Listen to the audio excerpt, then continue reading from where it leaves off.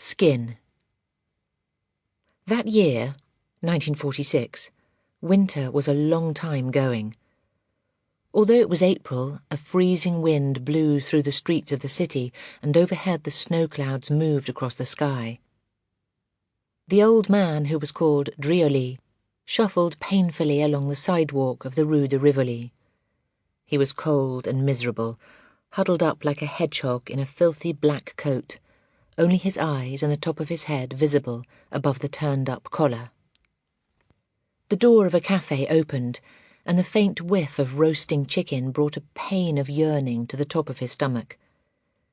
He moved on, glancing without any interest at the things in the shop windows: perfume, silk ties and shirts, diamonds, porcelain, antique furniture, finely bound books. Then a picture gallery. He had always liked picture galleries. This one had a single canvas on display in the window. He stopped to look at it. He turned to go. He checked, looked back. And now, suddenly, there came to him a slight uneasiness, a movement of the memory, a distant recollection of something somewhere he had seen before. He looked again. It was a landscape, a clump of trees leaning madly over to one side as if blown by a tremendous wind, the sky swirling and twisting all around. Attached to the frame there was a little plaque, and on this it said, Chaim Soutine, 1894 to 1943. Drioli stared at the picture, wondering vaguely what there was about it that seemed familiar. Crazy painting, he thought. Very strange and crazy, but I like it. Chaim Soutine. Soutine. By God! He cried suddenly.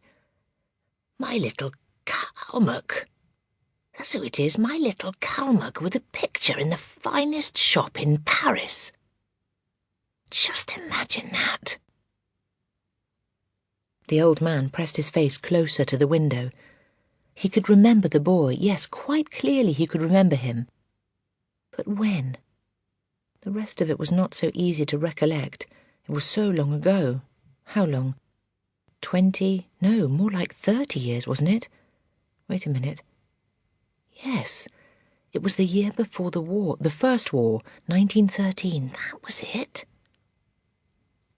And this Soutine, this ugly little Kalmuck, a sullen, brooding boy whom he had liked, almost loved, for no reason at all that he could think of except that he could paint. And how he could paint. It was coming back more clearly now, the street, the line of refuse cans along the length of it, the rotten smell, the brown cats walking delicately over the refuse, and then the women, moist, fat women sitting on the doorsteps with their feet upon the cobblestones of the street. Street. Where was it the boy had lived? The Cité Falguière, that was it. The old man nodded his head several times, pleased to have remembered the name. Then there was the studio with the single chair in it, and the filthy red couch that the boy had used for sleeping. The drunken parties, the cheap white wine, the furious quarrels, and always, always the bitter, sullen face of the boy brooding over his work. It was odd, Drioli thought, how easily it all came back to him now, how each single small remembered fact seemed instantly to remind him of another. There was that nonsense with the tattoo, for instance. Now that was a mad thing, if ever there was one. How had it started? Oh, yes. He had got rich one day, that was it, and he had bought lots of wine. He could see himself now as he entered the studio with a parcel of bottles under his arm. The boy sitting before the easel and his, Drioli's, own wife standing in the centre of the room, posing for her picture. "Tonight we shall celebrate," he said. "We shall have a little celebration, us three." "What is it that we celebrate?" the boy asked, without looking up. Is it that you have decided to divorce your wife so she can marry me? No, Drearly said. We celebrate because today I have made a great sum of money with my work. And I have made nothing. We can celebrate that also. If you like. Drearly was standing by the table unwrapping the parcel. He felt tired and he wanted to get at the wine. 9 clients in one day was all very nice, but it could play hell with a man's eyes. He had never done as many as 9 before, 9 boozy soldiers. And the remarkable thing was that no fewer than 7 of them had been able to pay in cash. This had made him extremely rich. But the work was terrible on the eyes. Drearly's eyes were half closed from fatigue, the white streaked with little connecting lines of red. And about an inch behind each eyeball there was a small concentration of pain. But it was evening now, and he was wealthy as a pig, and in the parcel there were 3 bottles, 1 for his wife, 1 for his friend, and 1 for him. He had found the corkscrew and was drawing the corks from the bottles, each making a small plop as it came out. The boy put down his brush. "Oh, Christ," he said. "How can one work with all this going on?" The girl came across the room to look at the painting. Drearly came over also, holding a bottle in one hand, a glass in the other. "No!" the boy shouted, blazing up suddenly. "Please, no!" He snatched the canvas from the easel and stood it against the wall. But Drearly had seen it. "I like it." "It's terrible." "It's marvellous. Like all the others that you do. It's marvellous. I love them all." "The trouble is," the boy said, scowling, "that in themselves they are not nourishing. I cannot eat them." "But still they are marvellous." Drearly handed him a tumblerful of the pale yellow wine. "Drink it," he said. "It will make you happy." Never, he thought, had he known a more unhappy person, or one with a gloomier face. He had spotted him in a cafe some 7 months before, drinking alone, and because he had looked like a Russian or some sort of an Asiatic, Drearly had sat down at his table and talked. "You are a Russian?" "Yes." "Where from?" "Minsk." Drearly had jumped up and embraced him, crying that he too had been born in that city. "It wasn't actually Minsk," the boy had said, "but quite near." "Where?" "Smilovici, about 12 miles away." "Smilovici!" Drearly had shouted, embracing him again. "I walked there several times when I was a boy." Then he had sat down again, staring affectionately at the other's face. "You know," he had said, "you don't look like a Western Russian. You're like a Tartar or a Kalmuk. You look exactly like a Kalmuk." Now, standing in the studio, Drearly looked again at the boy as he took the glass of wine and tipped it down his throat in one swallow. Yes, he did have a face like a Kalmuk, very broad and high-cheeked, with a wide, coarse nose. This broadness of the cheeks was accentuated by the ears, which stood out sharply from the head. And then he had the narrow eyes, the black hair, the thick, sullen mouth of a Kalmuk. But the hands were always a surprise, so small and white like a lady's, with tiny, thin fingers. "Give me some more," the boy said. "If we are to celebrate, then let us do it properly." Drearly distributed the wine and sat himself on a chair. The boy sat on the old couch with Drearly's wife. The 3 bottles were placed on the floor between them. "Tonight we shall drink as much as we possibly can," Drearly said. "I am exceptionally rich. I think perhaps I should go out now and buy some more bottles. How many shall I get?" 6 more, the boy said. 2 for each. Good. I shall go now and fetch them. And I will help you. In the nearest cafe, Drearly bought 6 bottles of white wine, and they carried them back to the studio. They placed them on the floor in 2 rows, and Drearly fetched the corkscrew and pulled the corks, all 6 of them. Then they sat down again and continued to drink. "It is only the very wealthy," Drearly said, "who can afford to celebrate in this manner." "That is true," the boy said.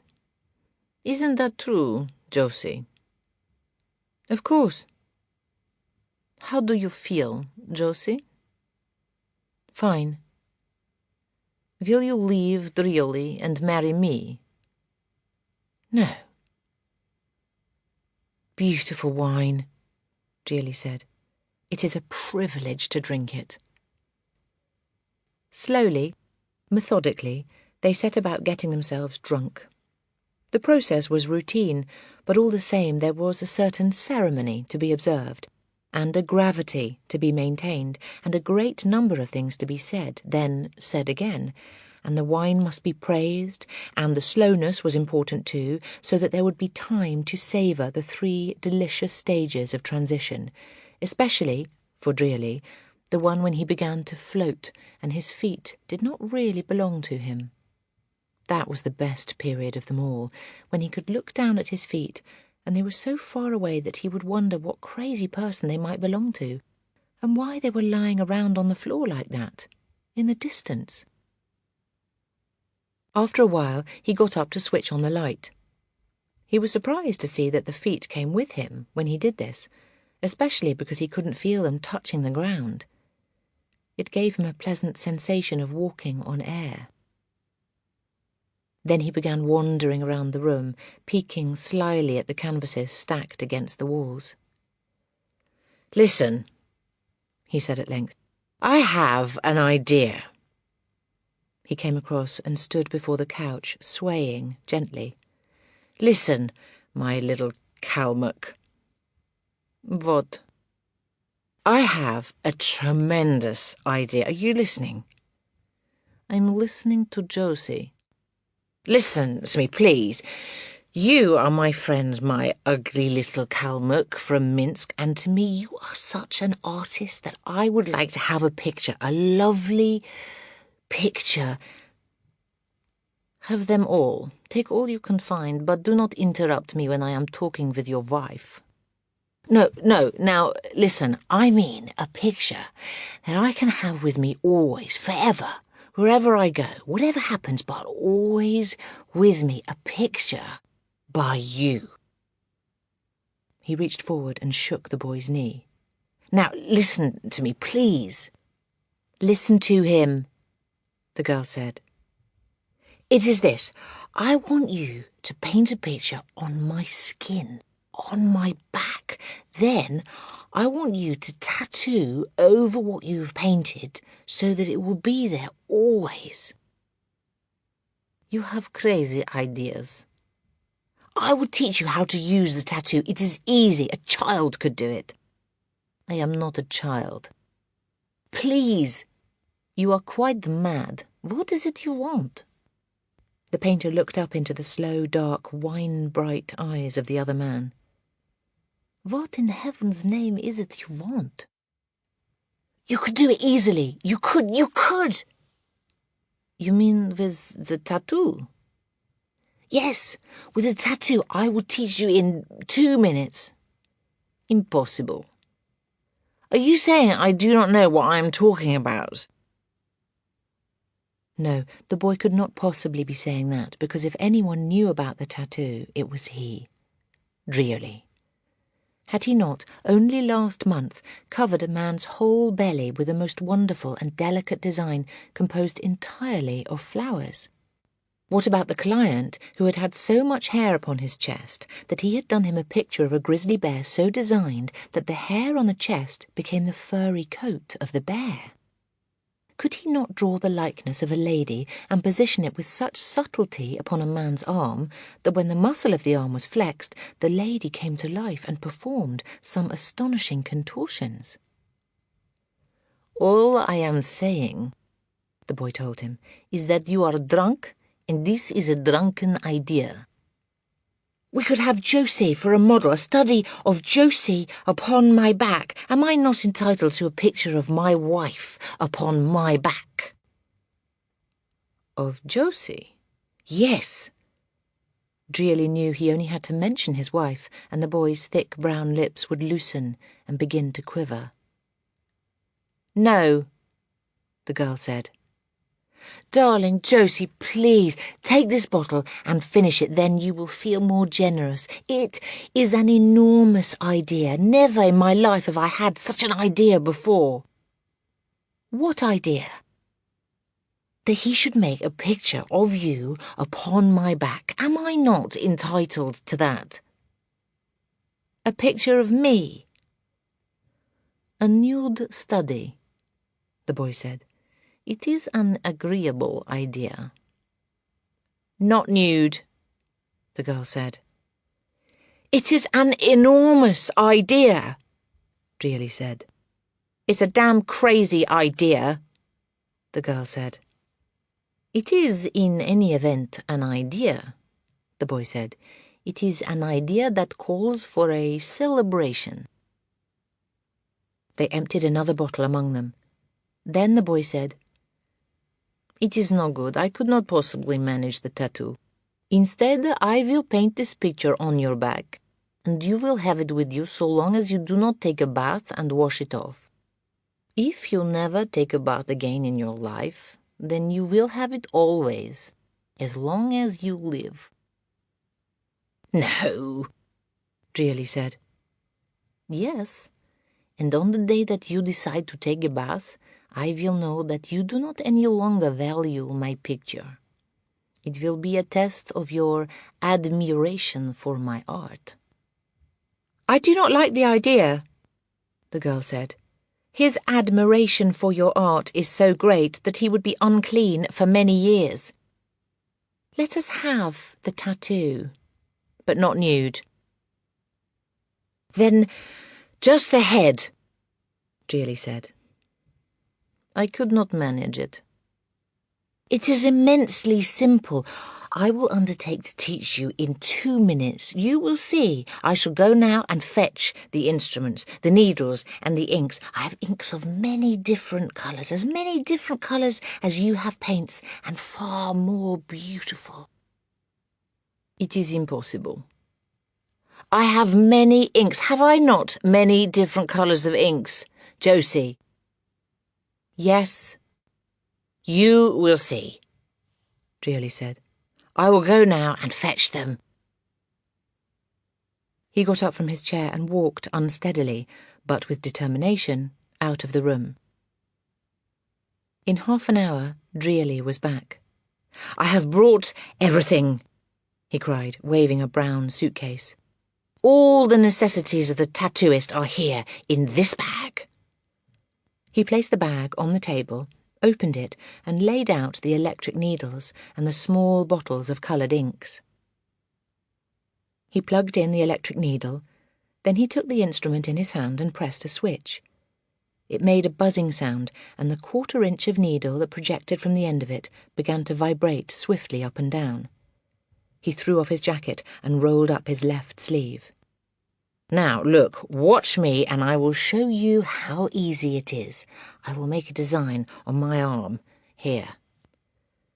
His forearm was already covered with blue markings, but he selected a small, clear patch of skin upon which to demonstrate. First, I choose my ink. Let us use ordinary blue, and I dip the point of the needle in the ink, so, and I hold the needle up straight and I run it lightly over the surface of the skin, like this. And with the little motor and the electricity, the needle jumps up and down and punctures the skin, and the ink goes in, and there you are. You see how easy it is? See how I draw a picture of a greyhound here upon my arm? The boy was intrigued. Now let me practice a little. On your arm. With a buzzing needle, he began to draw blue lines upon Drearly's arm. It is simple, he said. It is like drawing with pen and ink, there is no difference except that it is slower." "There is nothing to it. Are you ready? Shall we begin?" "At once." "The model!" cried Drearly. "Come on, Josie!" He was in a bustle of enthusiasm now, tottering around the room, arranging everything, like a child preparing for some exciting game. "Where will you have her? Where shall she stand?" "Let her be standing there, by my dressing table. Let her be brushing her hair. I will paint her with her hair down over her shoulders, and her brushing it." "Tremendous! You are a genius!" Reluctantly, the girl walked over and stood by the dressing table, carrying her glass of wine with her. Drearly pulled off his shirt and stepped out of his trousers. He retained only his underpants and his socks and shoes, and he stood there swaying gently from side to side, his small body firm, white-skinned, almost hairless. "Now," he said, "I am the canvas. Where will you place your canvas?"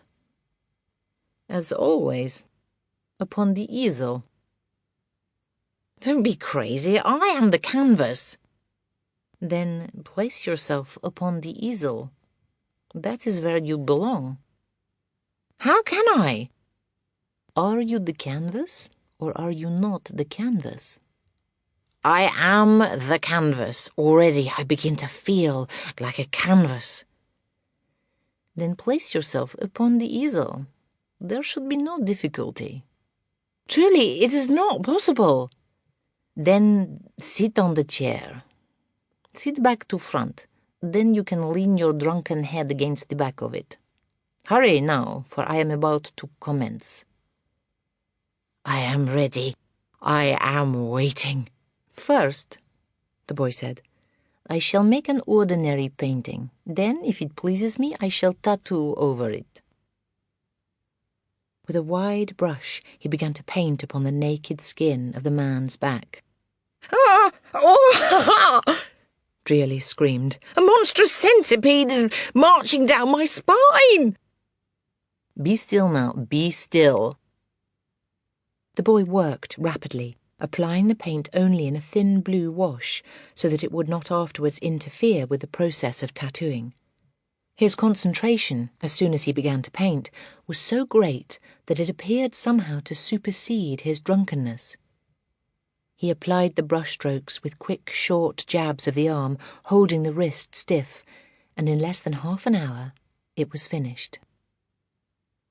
"All right, that's all," he said to the girl, who immediately returned to the couch, lay down, and fell asleep. Drearly remained awake.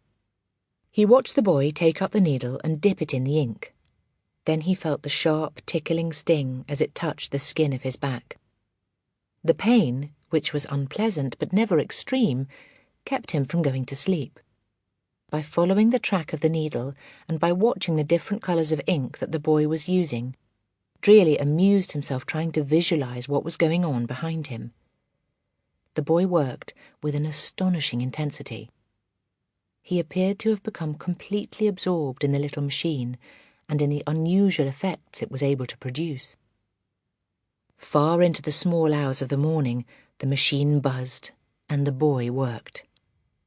Drearly could remember that when the artist finally stepped back and said, "It is finished," there was daylight outside and the sound of people walking in the street. "I want to see it," Drearly said. The boy held up a mirror at an angle, and Drearly craned his neck to look. "Good God!" he cried. It was a startling sight. The whole of his back, from the top of the shoulders to the base of the spine, was a blaze of colour, gold and green and blue and black and scarlet. The tattoo was applied so heavily it looked almost like an impasto. The boy had followed as closely as possible the original brushstrokes, filling them in solid, and it was marvellous the way he had made use of the spine and the protrusion of the shoulder blades so that they became part of the composition. What is more, he had somehow managed to achieve, even with this slow process, a certain spontaneity. The portrait was quite alive. It contained much of that twisted, tortured quality so characteristic of Soutine's other work. It was not a good likeness. It was a mood, rather than a likeness, the model's face vague and tipsy, the background swirling around her head in a mass of dark green, curling strokes. "It's tremendous." "I rather like it myself." The boy stood back, examining it critically.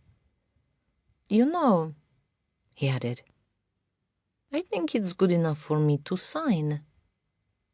And taking up the buzzer again, he inscribed his name in red ink on the right-hand side, over the place where Drearly's kidney was.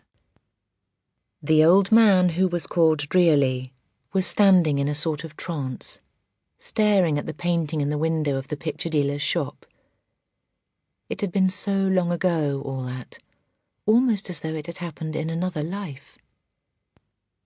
And the boy, what had become of him? He could remember now that after returning from the war, the first war, he had missed him and had questioned Josie. "Where is my little Kalmuck?"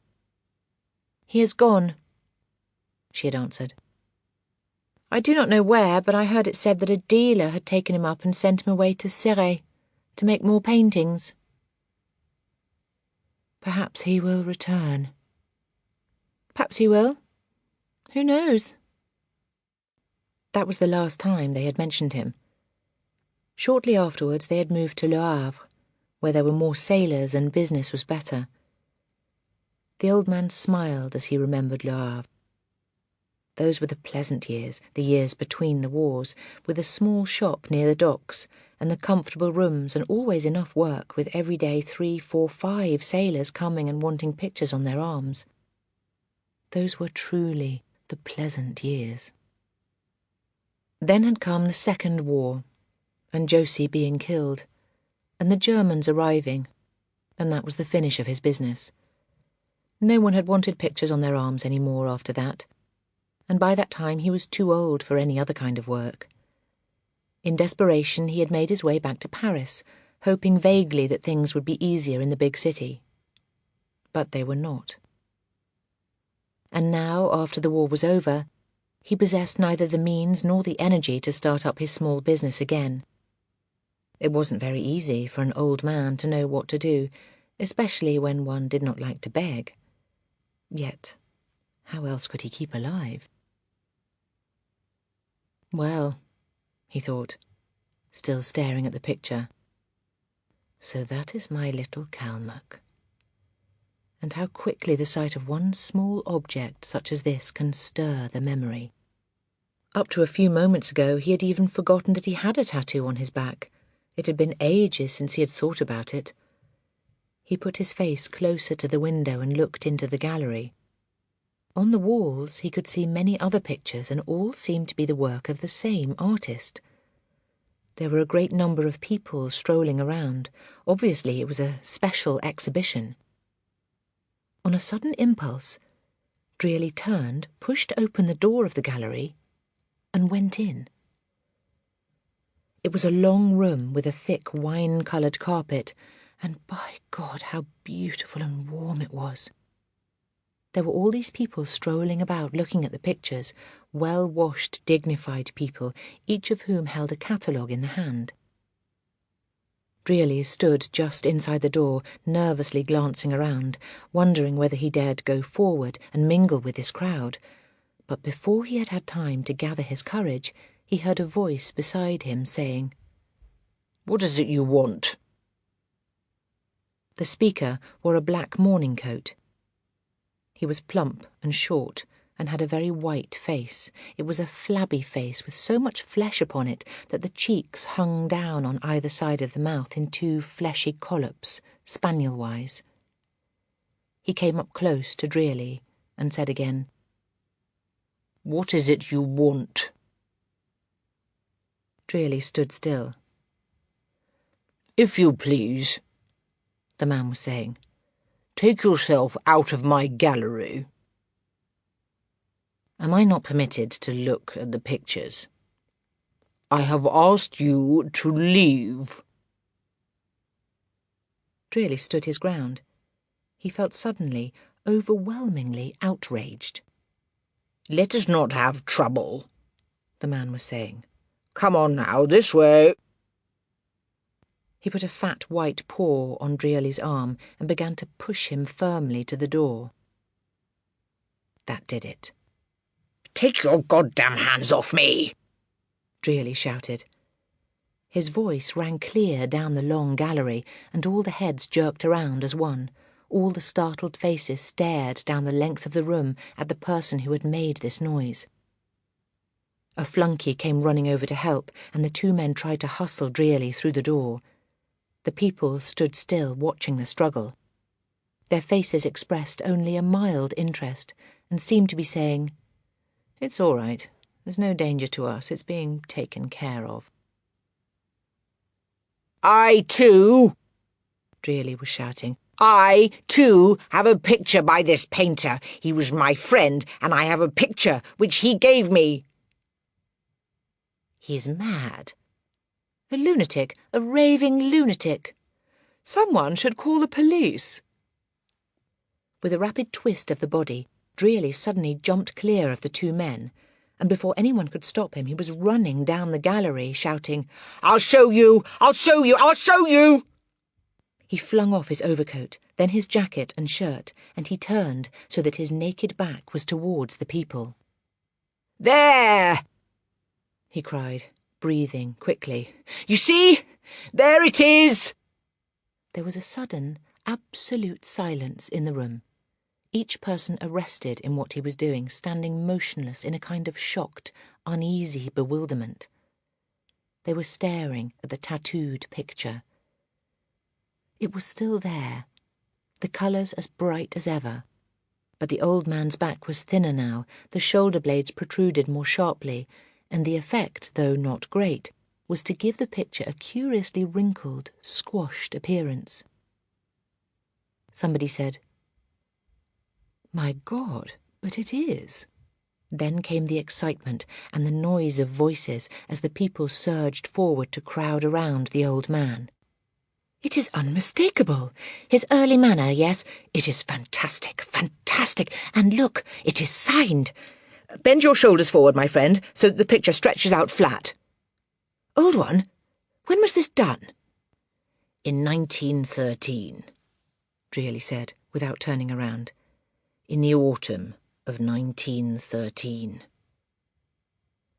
Who taught Soutine to tattoo? I taught him. And the woman? She was my wife. The gallery owner was pushing through the crowd towards Drearly. He was calm now, deadly serious, making a smile with his mouth. Monsieur, he said, I will buy it. Drearly could see the loose fat upon the face vibrating as he moved his jaw. I said I will buy it, monsieur. How can you buy it? Drearly asked softly. I will give 200,000 francs for it. The dealer's eyes were small and dark. The wings of his broad nose base were beginning to quiver. Don't do it, someone murmured in the crowd. It is worth 20 times as much. Drearly opened his mouth to speak. No words came, so he shut it. Then he opened it again and said slowly, But how can I sell it? He lifted his hands, let them drop loosely to his sides. Monsieur, how can I possibly sell it? All the sadness in the world was in his voice. Yes, they were saying in the crowd. How can he sell it? It is part of himself. Listen, the dealer said, coming up close. I will help you. I will make you rich. together we shall make some private arrangement over this picture, no?" Drearily watched him with slow, apprehensive eyes. "But how can you buy it, monsieur? What will you do with it when you have bought it? Where will you keep it? Where will you keep it tonight, and where tomorrow?" "Ah, where will I keep it? Yes, where will I keep it now? Where will I keep it? Well..." The dealer stroked the bridge of his nose with a fat white finger. "It would seem," he said, "that if I take the picture, I take you also. That is a disadvantage." He paused and stroked his nose again. "The picture itself is of no value until you are dead. How old are you, my friend?" 61. "But you are perhaps not very robust, no?" The dealer lowered the hand from his nose and looked drearily up and down, slowly, like a farmer appraising an old horse. "I do not like this," drearily said, edging away. "Quite honestly, monsieur, I do not like it." He edged straight into the arms of a tall man who put out his hands and caught him gently by the shoulders. Drearily glanced around and apologized. The man smiled down at him, patting one of the old fellow's naked shoulders reassuringly, with a hand encased in a canary-coloured glove. "Listen, my friend," the stranger said, still smiling. "Do you like to swim and to bask yourself in the sun?" Drearily looked up at him, rather startled. "Do you like fine food and red wine from the great chateaux of Bordeaux?" The man was still smiling, showing strong white teeth with a flash of gold among them. He spoke in a soft, coaxing manner, one gloved hand still resting on Drearly's shoulder. "Do you like such things?" "Well, yes," Drearily answered, still greatly perplexed. "Of course." "And the company of beautiful women?" "Why not?" "And a cupboard full of suits and shirts made to your own personal measurements? It would seem that you are a little lacking for clothes." Drearily watched this suave man, waiting for the rest of the proposition. "Have you ever had a shoe constructed especially for your own foot?" "No." "You would like that?" "Well..." "And a man who will shave you in the mornings and trim your hair." Drearily simply stood and gaped. "And a plump, attractive girl to manicure the nails of your fingers." Someone in the crowd giggled. "And a bell beside your bed to summon a maid to bring your breakfast in the morning. Would you like these things, my friend? Do they appeal to you?" Drearily stood still and looked at him. "You see, I am the owner of the Hotel Bristol in Cannes. I now invite you to come down there and live as my guest for the rest of your life in luxury and comfort." The man paused, allowing his listener time to savour this cheerful prospect. "Your only duty, shall I call it your pleasure, will be to spend your time on my beach in bathing trunks, walking among my guests, sunning yourself, swimming, drinking cocktails. You would like that?" There was no answer. "Don't you see? All the guests will thus be able to observe this fascinating picture by Soutine. You will become famous, and men will say, 'Look, there is the fellow with 10,000,000 francs upon his back.' You like this idea, monsieur? It pleases you? Drearily looked up at the tall man in the canary gloves, still wondering whether this was some sort of a joke. "It is a comical idea," he said slowly. "But you really mean it?" "Of course I mean it." "Wait," the dealer interrupted. "See here, old one, here is the answer to our problem. I will buy the picture, and I will arrange with a surgeon to remove the skin from your back, and then you'll be able to go off on your own and enjoy the great sum of money I shall give you for it." "With no skin on my back?" No, please, you misunderstand. This surgeon will put a new piece of skin in the place of the old one. It is simple." "Could he do that?" "There is nothing to it." "Impossible," said the man with the canary gloves. "He's too old for such a major skin-grafting operation. It would kill him. It would kill you, my friend." "It would kill me?" "Naturally. You would never survive. Only the picture would come through." "In the name of God!" Drearily cried. He looked around aghast at the faces of the people watching him, and in the silence that followed, another man's voice, speaking quietly from the back of the group, could be heard saying, "Perhaps if one were to offer this old man enough money, he might consent to kill himself on the spot. Who knows?" A few people sniggered. The dealer moved his feet uneasily on the carpet.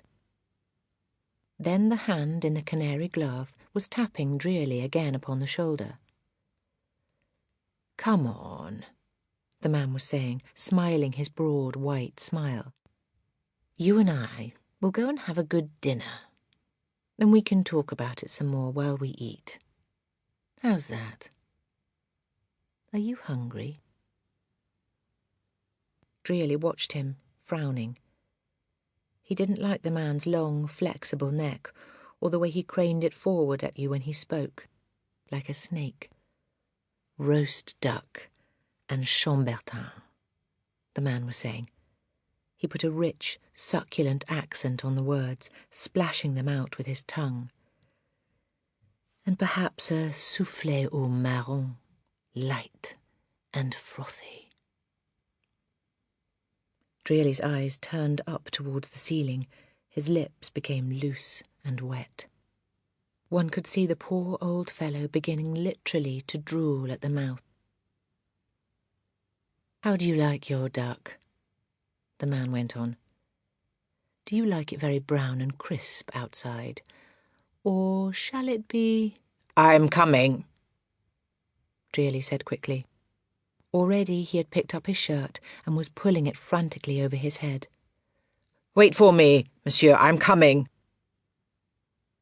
And within a minute he had disappeared out of the gallery with his new patron. It wasn't more than a few weeks later that a picture by Soutine of a woman's head, painted in an unusual manner, nicely framed and heavily varnished, turned up for sale in Buenos Aires. That, and the fact that there is no hotel in Cannes called Bristol, causes one to wonder a little, and to pray for the old man's health, and to hope fervently that wherever he may be at this moment, there is a plump, attractive girl to manicure the nails of his fingers, and a maid to bring him his breakfast in bed in the mornings. Automatic Grammatizator. Well, Knipe, my boy, now that it's all finished, I just called you in to tell you I think you've done a fine job. Adolphe Knipe stood still in front of Mr. Boland's desk. There seemed to be no enthusiasm in him at all. "Aren't you pleased?" Oh, yes, Mr. Boland. "Did you see what the papers said this morning?" No, sir, I didn't. The man behind the desk pulled a folded newspaper towards him and began to read. "The building of the great automatic computing engine, ordered by the government some time ago, is now complete. It is probably the fastest electronic calculating machine in the world today. Its function is to satisfy the ever-increasing need of science, industry, and administration for rapid mathematical calculation, which, in the past, by traditional methods, would have been physically impossible, or would have required more time than the problems justified. The speed with which the new engine works," said Mr. John Bolin, head of the firm of electrical engineers mainly responsible for its construction, "may be grasped by the fact that it can provide the correct answer in 5 seconds to a problem that would occupy a mathematician for a month. In 3 minutes it can produce a calculation that, by hand, if it were possible, would fill 500,000 sheets of foolscap paper. The automatic computing engine uses pulses of electricity, generated at the rate of 1,000,000 a second, to solve all calculations that resolve themselves into addition, subtraction, multiplication, and division. For practical purposes, there is no limit to what it can do." Mr. Bolin glanced up at the long, melancholy face of the younger man. "Aren't you proud, Knipe? Aren't you pleased?" "Of course, Mr. Bolin." "I don't think I have to remind you that your own contribution, especially to the original plans, was an important one. In fact, I might go so far as to say that without you and some of your ideas, this project might still be on the drawing boards today." Adolf Knipe moved his feet on the carpet, and he watched the 2 small white hands of his chief, the nervous fingers playing with the paperclip, unbending it, straightening out the hairpin curves. He didn't like the man's hands. He didn't like his face either, with the tiny mouth and the narrow, purple-coloured lips. It was unpleasant, the way only the lower lip moved when he talked. "Is anything bothering you, Knipe? Anything on your mind?" "Oh, no, Mr. Bolin, no." "How'd you like to take a week's holiday? Do you good. You've earned it." "Oh, I don't know, sir." The older man waited, watching this tall, thin person who stood so sloppily before him. He was a difficult boy. Why couldn't he stand up straight? Always drooping and untidy, with spots on his jacket and hair falling all over his face. "I'd like you to take a holiday, Knipe. You need it." "All right, sir, if you wish." "Take a week, 2 weeks if you like. Go somewhere warm, get some sunshine, swim, relax, sleep, then come back and we'll have another talk about the future." Adolf Knipe went home by bus to his 2-room apartment. He threw his coat on the sofa, poured himself a drink of whiskey, and sat down in front of the typewriter that was on a table. Mr. Bolin was right. Of course he was right, except that he didn't know the half of it. He probably thought it was a woman. Whenever a young man gets depressed, everybody thinks it's a woman. He leaned forward and began to read through the half-finished sheet of typing still in the machine. It was headed, "A Narrow Escape," and it began, "The night was dark and stormy. The wind whistled in the trees. The rain poured down like cats and dogs." Adolf Knipe took a sip of whiskey, tasting the malty bitter flavour, feeling the trickle of cold liquid as it travelled down his throat and settled in the top of his stomach, cool at first, then spreading and becoming warm, making a little area of warmness in the gut. To hell with Mr. John Bolin, anyway, and to hell with the great electrical computing machine. To hell with... At exactly that moment, his eyes and mouth began slowly to open in a sort of wonder, and slowly he raised his head and became still, absolutely motionless, gazing at the wall opposite with this look that was more perhaps of astonishment than of wonder, but quite fixed now, unmoving, and remaining thus for 40, 50, 60 seconds. Then, gradually, the head still motionless, a subtle change spreading over the face, astonishment becoming pleasure, very slight at first, only around the corners of the mouth, increasing gradually, spreading out, until at last the whole face was open wide and shining with extreme delight. It was the first time Adolf Kneip had smiled in many, many months. "Of course," he said, speaking aloud. "It's completely ridiculous." Again he smiled, raising his upper lip and baring his teeth in a queerly sensual manner. "It's a delicious idea, but so impracticable it doesn't really bear thinking about at all." From then on, Adolf Kneip began to think about nothing else. The idea fascinated him enormously, at first because it gave him a promise, however remote, of revenging himself in a most devilish manner upon his greatest enemies. From this angle alone he toyed idly with it for perhaps 10 or 15 minutes. Then all at once he found himself examining it quite seriously as a practical possibility. He took paper and made some preliminary notes, but he didn't get far. He found himself almost immediately up against the old truth that a machine, however ingenious, is incapable of original thought. It can handle no problems except those that resolve themselves into mathematical terms, problems that contain one, and only one, correct answer. This was a stumper. There didn't seem any way around it. A machine cannot have a brain. On the other hand, it can have a memory, can it not? Their own electronic calculator had a marvellous memory, simply by converting electrical pulses through a column of mercury into supersonic waves. It could store away at least 1,000 numbers at a time, extracting any one of them at the precise moment it was needed. Would it not be possible, therefore, on this principle, to build a memory section of almost unlimited size? Now, what about that? Then, suddenly, he was struck by a powerful but simple little truth, and it was this: that English grammar is governed by rules that are almost mathematical in their strictness. Given the words, and given the sense of what is to be said, then there is only one correct order in which those words can be arranged. No, he thought, that isn't quite accurate. In many sentences, there are several alternative positions for words and phrases, all of which may be grammatically correct. But what the hell? The theory itself is basically true. Therefore, it stands to reason that an engine built along the lines of the electric computer could be adjusted to arrange words instead of numbers in their right order according to the rules of grammar.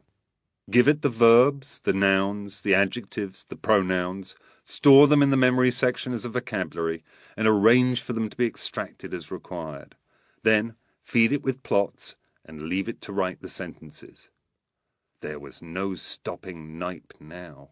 He went to work immediately, and there followed during the next few days a period of intense labour.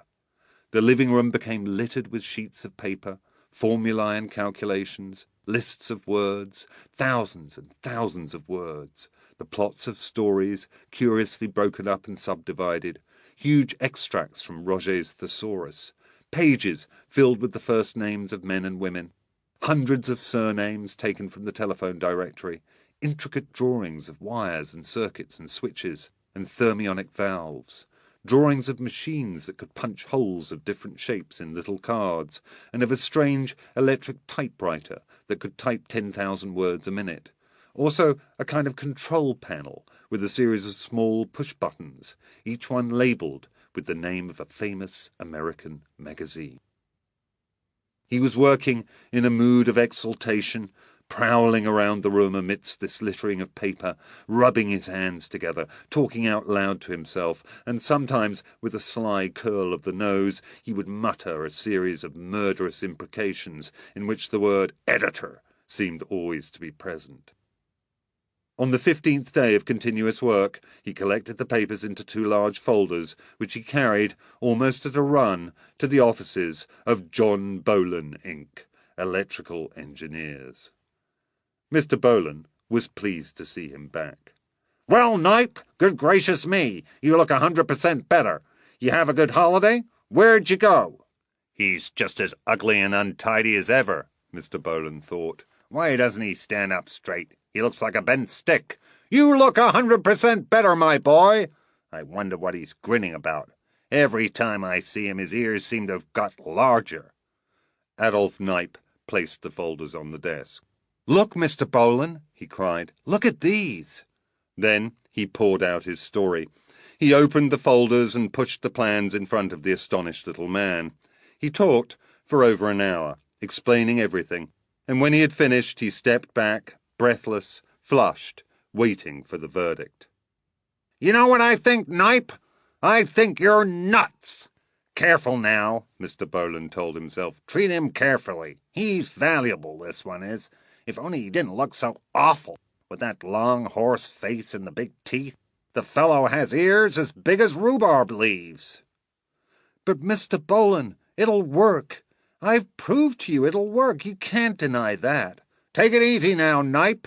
Take it easy and listen to me. Adolf Knipe watched his man, disliking him more every second. This idea, Mr. Bolan's lower lip was saying, is very ingenious. I might almost say brilliant. And it only goes to confirm my opinion of your abilities, Knipe. But don't take it too seriously. After all, my boy, what possible use can it be to us? Who on earth wants a machine for writing stories? And where's the money in it, anyway? Just tell me that. "May I sit down, sir?" Sure, take a seat. Adolf Knipe seated himself on the edge of a chair. The older man watched him with alert brown eyes, wondering what was coming now. "I would like to explain something, Mr. Bolan, if I may, about how I came to do all this." Go right ahead, Knipe. He would have to be humoured a little now, Mr. Bolan told himself. The boy was really valuable, a sort of genius almost, worth his weight in gold to the firm. Just look at these papers here. Darndest thing you ever saw. Astonishing piece of work. Quite useless, of course. No commercial value, but it proved again the boy's ability. It's a sort of confession, I suppose, Mr. Bolan. I think it explains why I've always been so kind of worried. You tell me anything you want, Knipe. I'm here to help you. You know that. The young man clasped his hands together tight on his lap, hugging himself with his elbows. It seemed as though suddenly he was feeling very cold. "You see, Mr. Bolan, to tell the honest truth, I don't really care much for my work here. I know I'm good at it and all that sort of thing, but my heart's not in it. It's not what I want to do most." Up went Mr. Bolan's eyebrows, quick, like a spring. His whole body became very still. "You see, sir, all my life I've wanted to be a writer." A writer? "Yes, Mr. Bolan. You may not believe it, but every bit of spare time I've had, I've spent writing stories. In the last 10 years, I've written hundreds, literally hundreds of short stories, 566 to be precise, approximately one a week. Good heavens, man! What on earth did you do that for? All I know, sir, is I have the urge." What sort of urge? "The creative urge, Mr. Bolan." Every time he looked up, he saw Mr. Bolan's lips. They were growing thinner and thinner, more and more purple. "May I ask what you do with these stories, Knipe?" "Well, sir, that's the trouble. No one will buy them. Each time I finish one, I send it out on the rounds. It goes to one magazine after another. That's all that happens, Mr. Bolan, and they simply send them back. It's very depressing." Mr. Bolan relaxed. "I can see quite well how you feel, my boy." His voice was dripping with sympathy. "We all go through it one time or another in our lives. But now that you've had proof, positive proof, from the experts themselves, from the editors, that your stories are, what shall I say, rather unsuccessful, it's time to leave off. Forget it, my boy. Just forget all about it." "No, Mr. Bolan, no. That's not true. I know my stories are good. My heavens, when you compare them with the stuff some of those magazines print, oh my word, Mr. Bolan, the sloppy, boring stuff that you see in the magazines week after week, why, it drives me mad." "Now, wait a minute, my boy. Do you ever read the magazines, Mr. Bolan? You'll pardon me, Knipe, but what's all this got to do with your machine? Everything, Mr. Bolan. Absolutely everything. What I want to tell you is, I've made a study of magazines, and it seems that each one tends to have its own particular type of story. The writers, the successful ones, know this, and they write accordingly. Just a minute, my boy. Calm yourself down, will you? I don't think all this is getting us anywhere. Please, Mr. Bolan, hear me through. It's all terribly important. He paused to catch his breath. He was properly worked up now, throwing his hands around as he talked. The long, toothy face, with the big ears on either side, simply shone with enthusiasm, and there was an excess of saliva in his mouth, which caused him to speak his words wet. So, you see, on my machine, by having an adjustable coordinator between the plot memory section and the word memory section, I'm able to produce any type of story I desire, simply by pressing the required button. Yes, I know, Knipe, I know. This is all very interesting, but what's the point of it? Just this, Mr. Bolan. The market is limited. We've got to be able to produce the right stuff, at the right time, whenever we want it. It's a matter of business, that's all. I'm looking at it from your point of view now, as a commercial proposition.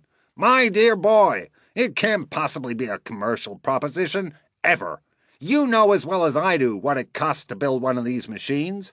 Yes, sir, I do.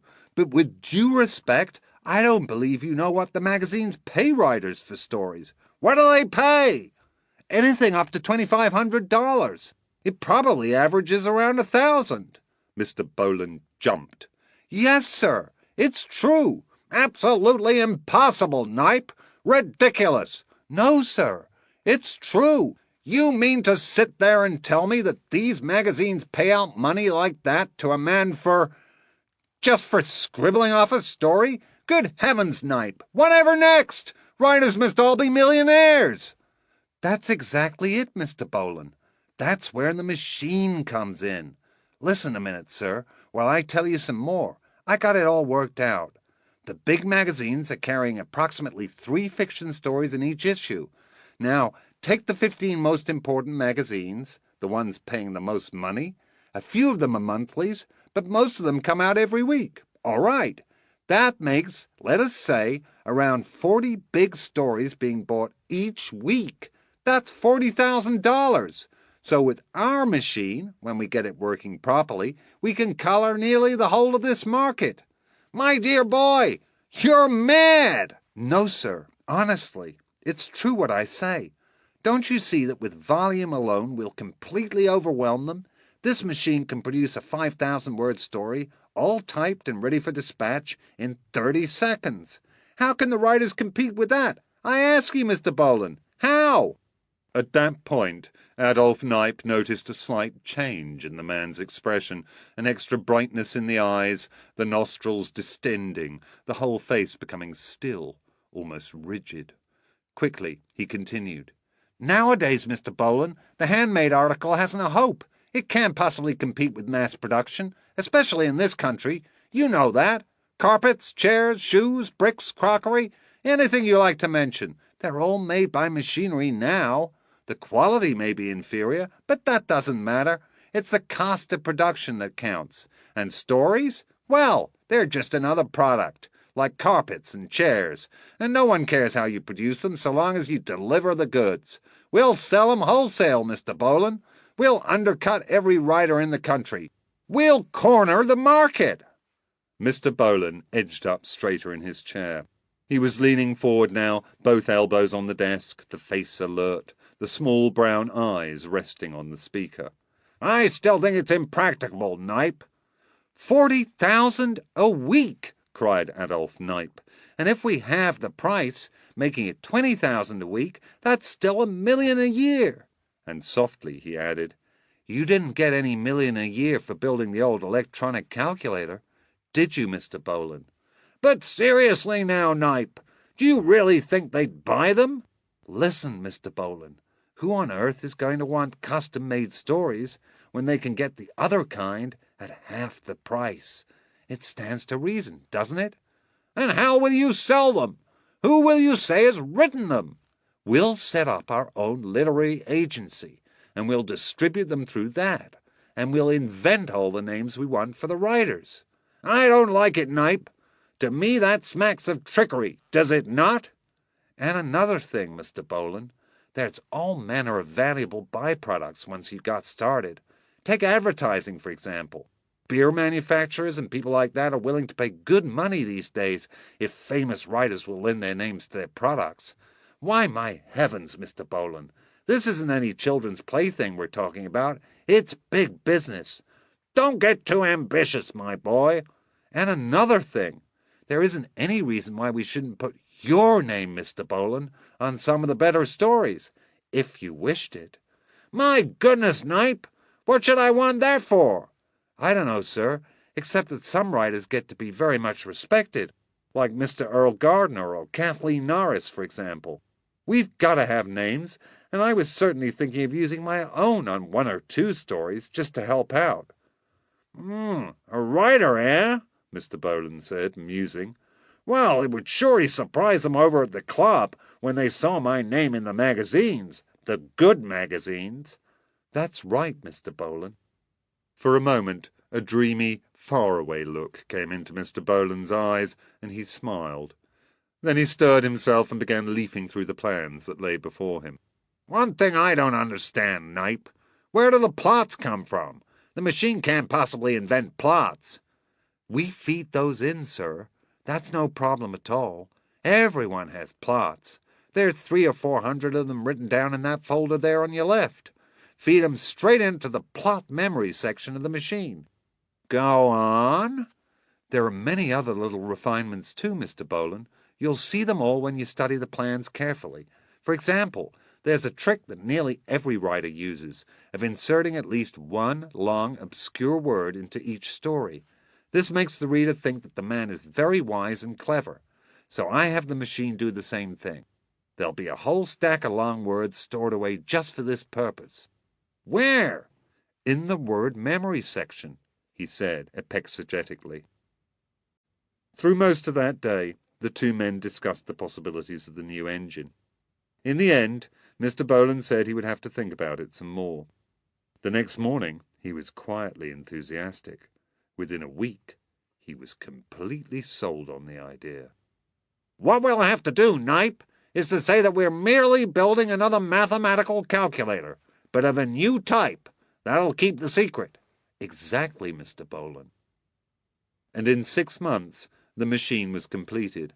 It was housed in a separate brick building at the back of the premises, and now that it was ready for action, no one was allowed near it, excepting Mr. Boland and Adolph Knipe.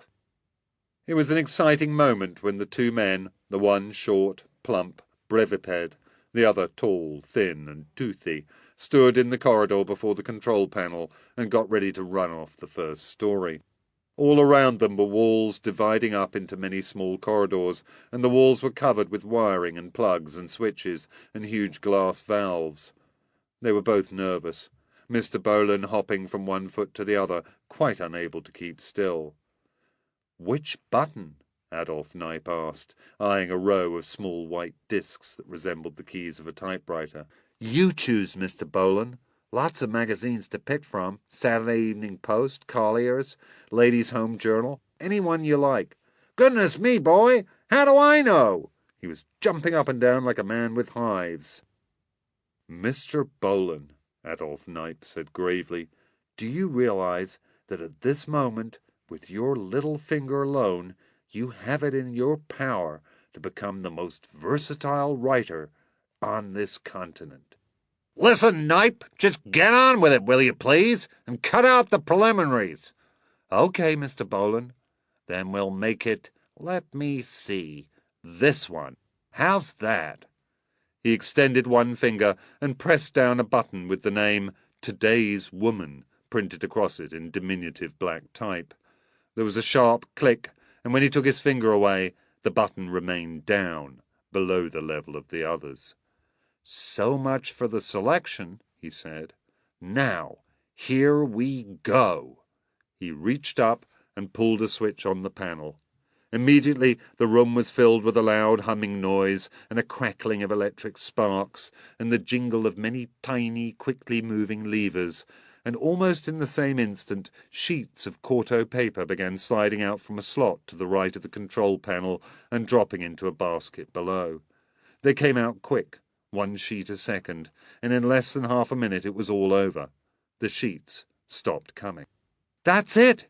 Adolf Knipe cried. "There's your story!"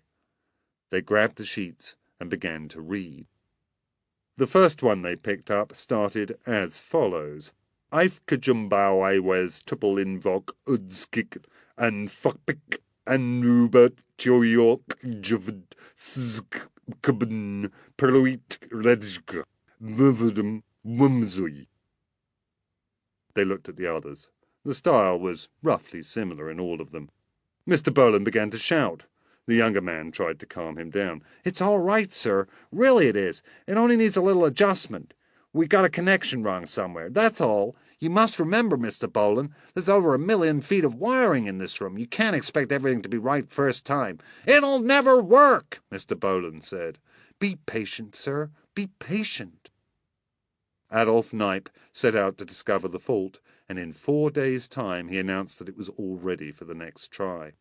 "It'll never work," Mr. Boland said. "I know it'll never work." Knipe smiled and pressed the selector button marked Reader's Digest. Then he pulled the switch, and again the strange, exciting humming sound filled the room. 1 page of typescript flew out of the slot into the basket. "Where's the rest?" Mr. Boland cried. "It's stopped! It's gone wrong!" "No, sir, it hasn't. It's exactly right. It's for the digest, don't you see?" This time it began, "Few people know yet that our revolutionary new cure has been discovered which may well bring permanent relief to sufferers from the most dreaded disease of our time." And so on. "It's gibberish!" Mr. Boland shouted. "No, sir, it's fine. Can't you see? It's simply that she's not breaking up the words. That's an easy adjustment. But the story's there. Look, Mr. Boland, look. It's all there, except that the words are joined together." And indeed it was. On the next try, a few days later, everything was perfect, even the punctuation. The first story they ran off, for a famous women's magazine, was a solid, plotty story of a boy who wanted to better himself with his rich employer. The boy arranged, so the story went, for a friend to hold up the rich man's daughter on a dark night when she was driving home. Then the boy himself, happening by, knocked the gun out of his friend's hand and rescued the girl. The girl was grateful, but the father was suspicious. He questioned the boy sharply. The boy broke down and confessed. Then the father, instead of kicking him out of the house, said that he admired the boy's resourcefulness. The girl admired his honesty and his looks. The father promised him to be head of the accounts department. The girl married him. "It's tremendous, Mr. Boland. It's exactly right. Seems a bit sloppy to me, my boy." "No, sir. It's a seller. A real seller." In his excitement, Adolf Knipe promptly ran off 6 more stories in as many minutes. All of them, except one, which for some reason came out a trifle lewd, seemed entirely satisfactory. Mr. Boland was now mollified. He agreed to set up a literary agency in an office downtown and to put Knipe in charge. In a couple of weeks, this was accomplished. Then Knipe mailed out the first dozen stories. He put his own name to 4 of them, Mr. Boland's to 1, and for the others he simply invented names. 5 of these stories were promptly accepted. The one with Mr. Boland's name on it was turned down, with a letter from the fiction editor saying, "This is a skillful job, but in our opinion it doesn't quite come off. We would like to see more of this writer's work." Adolf Knipe took a cab out to the factory and ran off another story for the same magazine. He again put Mr. Boland's name to it and mailed it immediately. That one they bought. The money started pouring in. Knipe slowly and carefully stepped up the output, and in 6 months' time he was delivering 30 stories a week and selling about half. He began to make a name for himself in literary circles as a prolific and successful writer. So did Mr. Boland, but not quite such a good name, although he didn't know it. At the same time, Knipe was building up a dozen or more fictitious persons as promising young authors. Everything was going fine. At this point, it was decided to adapt the machine for writing novels as well as stories. Mr. Bolan, thirsting now for greater honours in the literary world, insisted that Knipe go to work at once on this prodigious task. "I want to do a novel," he kept saying. "I want to do a novel." "And so you will, sir, and so you will. But please be patient. This is a very complicated adjustment I have to make." "Everyone tells me I ought to do a novel," Mr. Bolan cried. "All sorts of publishers are chasing after me day and night, begging me to stop fooling around with stories and do something really important instead. A novel's the only thing that counts. That's what they say." "We're going to do novels," Knipe told him. "Just as many as we want. But please, be patient." "Now listen to me, Knipe. What I'm going to do is a serious novel. Something that'll make 'em sit up and take notice. I've been getting rather tired of the sort of stories you've been putting my name to lately. As a matter of fact, I'm none too sure you haven't been trying to make a monkey out of me."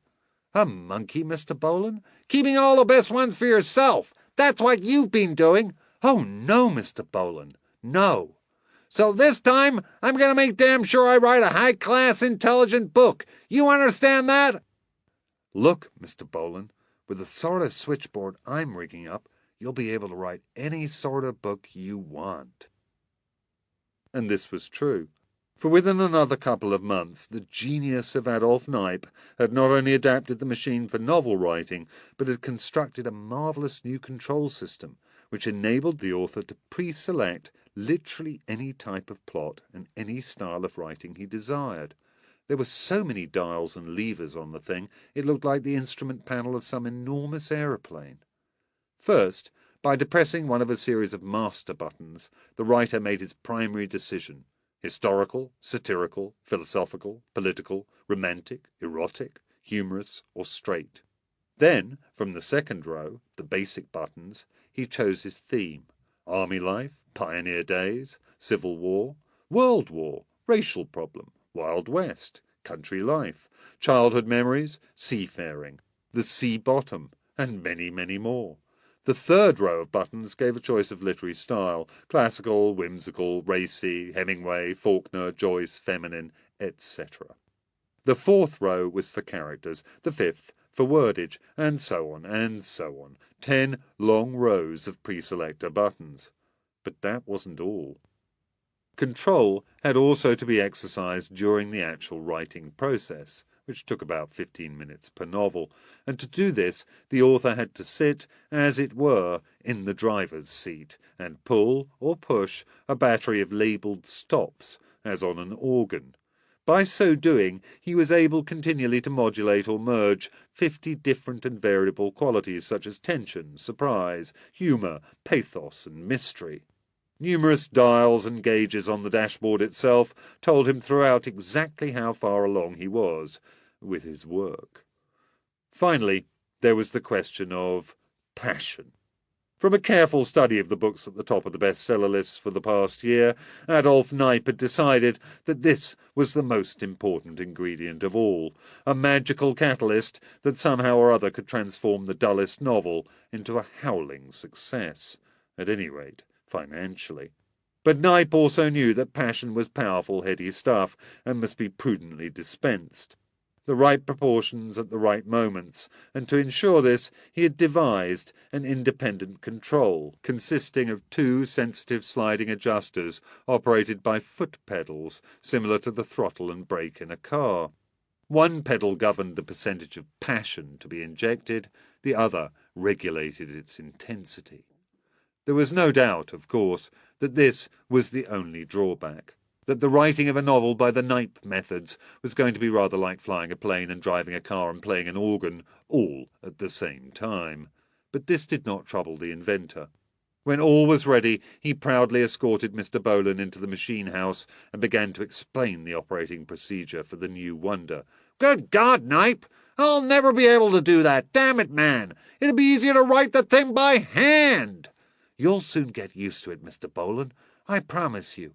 In a week or 2, you'll be doing it without hardly thinking. It's just like learning to drive. Well, it wasn't quite as easy as that, but after many hours of practice, Mr. Boland began to get the hang of it, and finally, late one evening, he told Knipe to make ready for running off the first novel.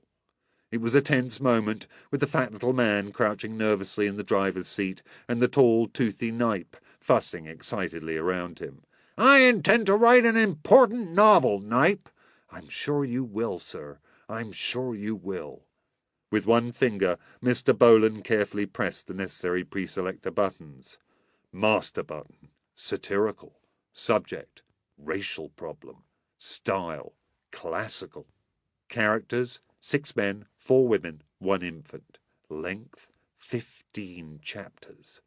At the same time, he had his eye particularly upon 3 organ stops marked power, mystery, profundity. Are you ready, sir? Yes, I'm ready. Knipe pulled the switch. The great engine hummed. There was a deep whirring sound from the oiled movement of 50,000 cogs and rods and levers. Then came the drumming of the rapid electrical typewriter, setting up a shrill, almost intolerable clatter. Out into the basket flew the typewritten pages, 1 every 2 seconds.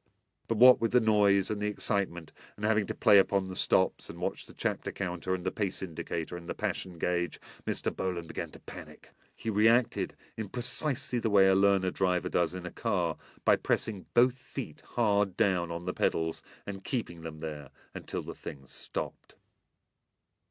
Congratulations on your first novel, Knipe said, picking up the great bundle of typed pages from the basket. Little pearls of sweat were oozing out all over Mr. Boland's face. It sure was hard work, my boy. But you got it done, sir. You got it done. Let me see it, Knipe. How does it read?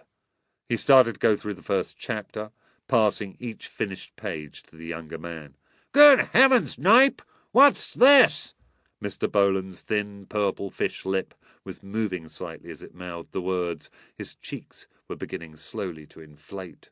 But look here, Knipe! This is outrageous! I must say it's a bit fruity, sir. Fruity? It's perfectly revolting. I can't possibly put my name to this. Quite right, sir. Quite right. Knipe! Is this some nasty trick you've been playing on me? Oh, no, sir, no. It certainly looks like it.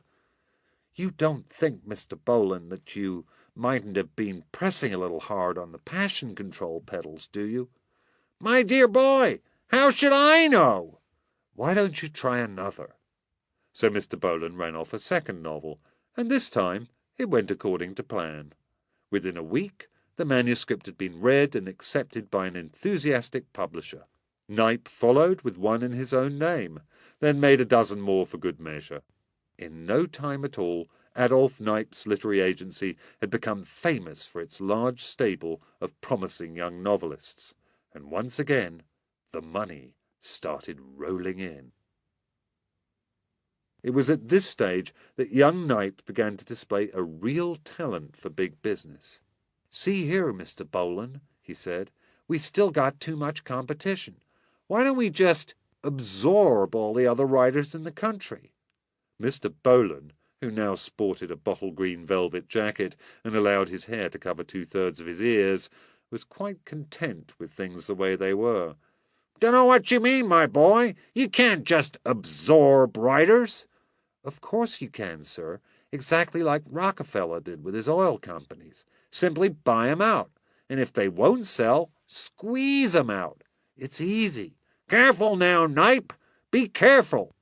"I got a list here, sir, of 50 of the most successful writers in the country, and what I intend to do is offer each one of them a lifetime contract with pay. All they have to do is undertake never to write another word, and, of course, to let us use their names on our own stuff. How about that?" "They'll never agree." "You don't know writers, Mr. Boland. You watch and see." "What about the creative urge, Knipe?" "It's bunk. All they're really interested in is the money, just like everybody else."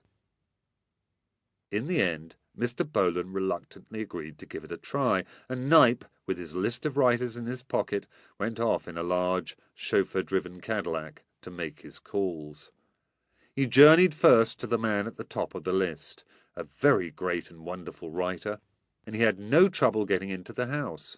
He told his story and produced a suitcase full of sample novels and a contract for the man to sign, which guaranteed him so much a year for life. The man listened politely, decided he was dealing with a lunatic, gave him a drink, then firmly showed him to the door. The second writer on the list, when he saw Knipe was serious, actually attacked him with a large metal paperweight, and the inventor had to flee down the garden, followed by such a torrent of abuse and obscenity as he had never heard before. But it took more than this to discourage Adolf Knipe. He was disappointed, but not dismayed, and off he went in his big car to seek his next client. This one was a female, famous and popular, whose fat romantic books sold by the million across the country. She received Knipe graciously, gave him tea, and listened attentively to his story. "It all sounds very fascinating," she said, "but of course I find it a little hard to believe." "Madam," Knipe answered, "come with me and see it with your own eyes. My car awaits you." So off they went, and in due course the astonished lady was ushered into the machine house where the wonder was kept. Eagerly, Knipe explained its workings, and after a while he even permitted her to sit in the driver's seat and practice with the buttons. "All right," he said suddenly. "You want to do a book now?" "Oh, yes," she cried. "Please." She was very competent and seemed to know exactly what she wanted. She made her own pre-selections, then ran off a long, romantic, passion-filled novel. She read through the first chapter and became so enthusiastic that she signed up on the spot. "That's one of them out of the way," Knipe said to Mr. Bolan afterwards. "A pretty big one, too. Nice work, my boy." "And you know why she signed?" "Why?" "It wasn't the money. She's got plenty of that." "Then why?" Knipe grinned, lifting his lip and baring a long, pale upper gum. "Simply because she saw the machine-made stuff was better than her own." Thereafter, Knipe wisely decided to concentrate only upon mediocrity. Anything better than that, and there were so few it didn't matter much, was apparently not quite so easy to seduce. In the end, after several months of work, he had persuaded something like 70% of the writers on his list to sign the contract. He found that the older ones, those who were running out of ideas and had taken to drink, were the easiest to handle. The younger people were more troublesome. They were apt to become abusive, sometimes violent when he approached them, and more than once Knipe was slightly injured on his rounds. But on the whole, it was a satisfactory beginning. This last year, the first full year of the machine's operation, it was estimated that at least 1/2 of all the novels and stories published in the English language were produced by Adolf Knipe upon the great automatic Grammatizator. Does this surprise you? I doubt it. And worse is yet to come. Today, as the secret spreads, many more are hurrying to tie up with Mr. Knipe, and all the time the screw turns tighter for those who hesitate to sign their names. This very moment, as I sit here, listening to the howling of my 9 starving children in the other room, I can feel my own hand creeping closer and closer to that golden contract that lies over on the other side of the desk. Give us strength, O Lord, to let our children starve. Claude's dog, Mr. Feasey. We were both up early when the big day came. I wandered into the kitchen for a shave, but Claude got dressed right away and went outside to arrange about the straw. The kitchen was a front room, and through the window I could see the sun just coming up behind the line of trees on top of the ridge the other side of the valley. Each time Claude came past the window with an armload of straw, I noticed over the rim of the mirror the intent, breathless expression on his face, the great round bullet head thrusting forward, and the forehead wrinkled into deep corrugations right up to the hairline. I'd only seen this look on him once before, and that was the evening he'd asked Clarice to marry him. Today he was so excited he even walked funny, treading softly as though the concrete around the filling station were a shade too hot for the soles of his feet. And he kept packing more and more straw into the back of the van to make it comfortable for Jackie. Then he came into the kitchen to get breakfast, and I watched him put the pot of soup on the stove and begin stirring it. He had a long metal spoon, and he kept on stirring and stirring all the time it was coming to the boil, and about every half-minute he leaned forward and stuck his nose into that sickly, sweet steam of cooking horseflesh. Then he started putting extras into it. 3 peeled onions, a few young carrots, a cupful of stinging nettle tops, a teaspoon of Valentine's meat juice, 12 drops of cod liver oil, and everything he touched was handled very gently with the ends of his big fat fingers, as though it might have been a little fragment of Venetian glass. He took some minced horse meat from the icebox, measured 1 handful into Jackie's bowl, 3 into the other, and when the soup was ready, he shared it out between the 2, pouring it over the meat. It was the same ceremony I'd seen performed each morning for the past 5 months, but never with such intense and breathless concentration as this. There was no talk, not even a glance my way, and when he turned and went out again to fetch the dogs, even the back of his neck and the shoulders seemed to be whispering, "Oh, Jesus, don't let anything go wrong, and especially don't let me do anything wrong today." I heard him talking softly to the dogs in the pen as he put the leashes on them, and when he brought them round into the kitchen, they came in prancing and pulling to get the breakfast, treading up and down with their little front feet and waving their enormous tails from side to side like whips. "All right," Claude said, speaking at last. "Which is it?" Most mornings he'd offer to bet me a pack of cigarettes, but there were bigger things at stake today, and I knew all he wanted for the moment was a little extra reassurance. He watched me as I walked once around the beautiful, identical, tall, velvety black dogs, and he moved aside, holding the leashes at arm's length to give me a better view. "Jackie," I said, trying the old trick that never worked. "Hey, Jackie." 2 identical heads with identical expressions flicked around to look at me. 4 bright, identical, deep yellow eyes stared into mine. There'd been a time when I fancied the eyes of one were slightly darker yellow than those of the other. There'd also been a time when I thought I could recognise Jackie because of a deeper brisket and a shade more muscle on the hindquarters. But it wasn't so. "Come on," Claude said. He was hoping that today of all days I would make a bad guess. "This one," I said. "This is Jackie."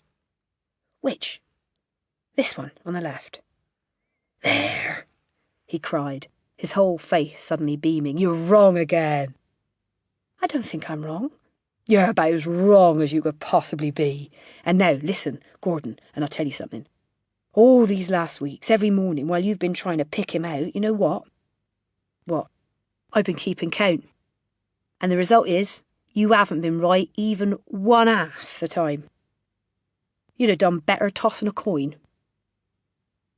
What he meant was that if I, who saw them every day and side by side, couldn't do it, why the hell should we be frightened of Mr. Feasey? Claude knew Mr. Feasey was famous for spotting ringers, but he knew also that it could be very difficult to tell the difference between 2 dogs when there wasn't any. He put the bowls of food on the floor, giving Jackie the one with the least meat, because he was running today. When he stood back to watch them eat, the shadow of deep concern was back again on his face, and the large pale eyes were staring at Jackie with the same rapt and melting look of love that up till recently had been reserved only for Clarice. "See, Gordon," he said, "it's just what I've always told you. For the last 100 years, there's been all manner of ringers, some good and some bad. But in the whole history of dog racing, there's never been a ringer like this." "I hope you're right," I said. My mind began travelling back to that freezing afternoon, just before Christmas, 4 months ago, when Claude had asked to borrow the van and had driven away in the direction of Aylesbury without saying where he was going. I'd assumed he was off to see Clarice, but late in the afternoon he had returned, bringing with him this dog he said he had bought off a man for 35 shillings. "Is he fast?" I had said. We were standing out by the pumps, and Claude was holding the dog on a leash and looking at him. And a few snowflakes were falling and settling on the dog's back. The motor of the van was still running. "Fast?" Claude had said. "He's just about the slowest dog you ever saw in your whole life." "Then what you buy him for?" "Well," he had said, the big bovine face secret and cunning, "it occurred to me that maybe he might possibly look a little bit like Jackie. What do you think?" "I suppose he does a bit, now you come to mention it." He had handed me the leash, and I had taken the new dog inside to dry him off while Claude had gone round to the pen to fetch his beloved. And when he returned and we put the two of them together for the first time, I can remember him stepping back and saying, "Oh, Jesus," and standing dead still in front of them like he was seeing a phantom. Then he became very quick and quiet. He got down on his knees and began comparing them carefully, point by point, and it was almost like the room was getting warmer and warmer, the way I could feel his excitement growing every second through this long, silent examination, in which even the toenails and the dew claws, 18 on each dog, were matched alongside one another for colour. "Look," he said at last, standing up. "Walk them up and down the room a few times, will you?" And then he had stayed there for quite 5 or 6 minutes, leaning against the stove with his eyes half closed and his head on one side, watching them and frowning and chewing his lips. After that, as though he didn't believe what he had seen the first time, he had gone down again on his knees to recheck everything once more. But suddenly, in the middle of it, he had jumped up and looked at me, his face fixed and tense, with a curious whiteness around the nostrils and the eyes. "All right," he had said, a little tremor in his voice. "You know what? We're home. We're rich." And then the secret conferences between us in the kitchen, the detailed planning, the selection of the most suitable track, and finally every other Saturday, 8 times in all, locking up my filling station, losing a whole afternoon's custom, and driving the ringer all the way up to Oxford to a scruffy little track out in the fields near Headington, where the big money was played, but which was actually nothing except a line of old posts and cord to mark the course, an upturned bicycle for pulling the dummy hare, and at the far end, in the distance, 6 traps and the starter. We had driven this ringer up there 8 times over a period of 16 weeks, and entered him with Mr. Feasey, and stood around on the edge of the crowd in freezing, raining cold, waiting for his name to go up on the blackboard in chalk. The Black Panther, we called him. And when his time came, Claude would always lead him down to the traps, and I would stand at the finish to catch him, and keep him clear of the fighters, the gypsy dogs that the gypsies so often slipped in specially to tear another one to pieces at the end of a race. But you know, there was something rather sad about taking this dog all the way up there so many times and letting him run and watching him and hoping and praying that whatever happened he would always come last. Of course the praying wasn't necessary, and we never really had a moment's worry because the old fellow simply couldn't gallop, and that's all there was to it. He ran exactly like a crab. The only time he didn't come last was when a big fawn dog by the name of Amber Flash put his foot in a hole and broke a hock and finished on 3 legs.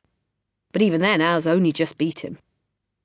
So this way we got him right down to bottom grade with the scrubbers. And the last time we were there all the bookies were laying him 20 or 30 to 1 and calling his name and begging people to back him. Now at last, on this sunny April day, it was Jackie's turn to go instead. Claude said we mustn't run the ringer any more, or Mr. Feasey might begin to get tired of him and throw him out altogether. He was so slow. Claude said this was the exact psychological time to have it off, and that Jackie would win it anything between 30 and 50 lengths. He had raised Jackie from a pup, and the dog was only 15 months now, but he was a good, fast runner. He'd never raced yet, but we knew he was fast from clocking him round the little private schooling track at Uxbridge, where Claude had taken him every Sunday since he was 7 months old, except once when he was having some inoculations. Claude said he probably wasn't fast enough to win top grade at Mr. Feasey's, but where we'd got him now, in bottom grade, with the scrubbers, he could fall over and get up again and still win in 20, well, anyway, 10 or 15 lengths, Claude said. So all I had to do this morning was to go to the bank in the village and draw out £50 for myself and 50 for Claude, which I would lend him as an advance against wages, and then at 12 o'clock lock up the filling station and hang the notice on one of the pumps saying, "Gone for the day." Claude would shut the ringer in the pen at the back and put Jackie in the van, and off we'd go. I won't say I was excited as Claude, but there again, I didn't have all sorts of important things depending on it either, like buying a house and being able to get married. Nor was I almost born in a kennel with greyhounds like he was, walking about thinking of absolutely nothing else all day, except perhaps Clarice in the evenings. Personally, I had my own career as a filling station owner to keep me busy, not to mention second-hand cars, but if Claude wanted to fool around with dogs, that was all right with me, especially a thing like today, if it came off. As a matter of fact, I don't mind admitting that every time I thought about the money we were putting on and the money we might win, my stomach gave a little lurch. The dogs had finished their breakfast now, and Claude took them out for a short walk across the field opposite while I got dressed and fried eggs. Afterwards, I went to the bank and drew out the money, all in ones, and the rest of the morning seemed to go very quickly, serving customers.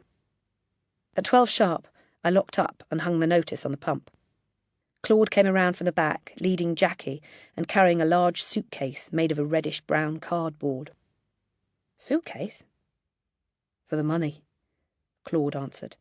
"You said yourself, no man can carry £2,000 in his pockets." It was a lovely yellow spring day, with the buds bursting all along the hedges, and the sun shining through the new pale green leaves on the big beech tree across the road. Jackie looked wonderful, with 2 big hard muscles, the size of melons, bulging on his hindquarters, his coat glistening like black velvet. While Claude was putting the suitcase in the van, the dog did a little prancing jig on his toes to show how fit he was. Then he looked up at me and grinned, just like he knew he was off to the races to win £2,000 and a heap of glory. This Jackie had the widest, most human-smiling grin I ever saw. Not only did he lift his upper lip, but he actually stretched the corners of his mouth so you could see every tooth in his head, except perhaps 1 or 2 of the molars right at the back, and every time I saw him do it, I found myself waiting to hear him start laughing out loud as well. We got in the van and off we went.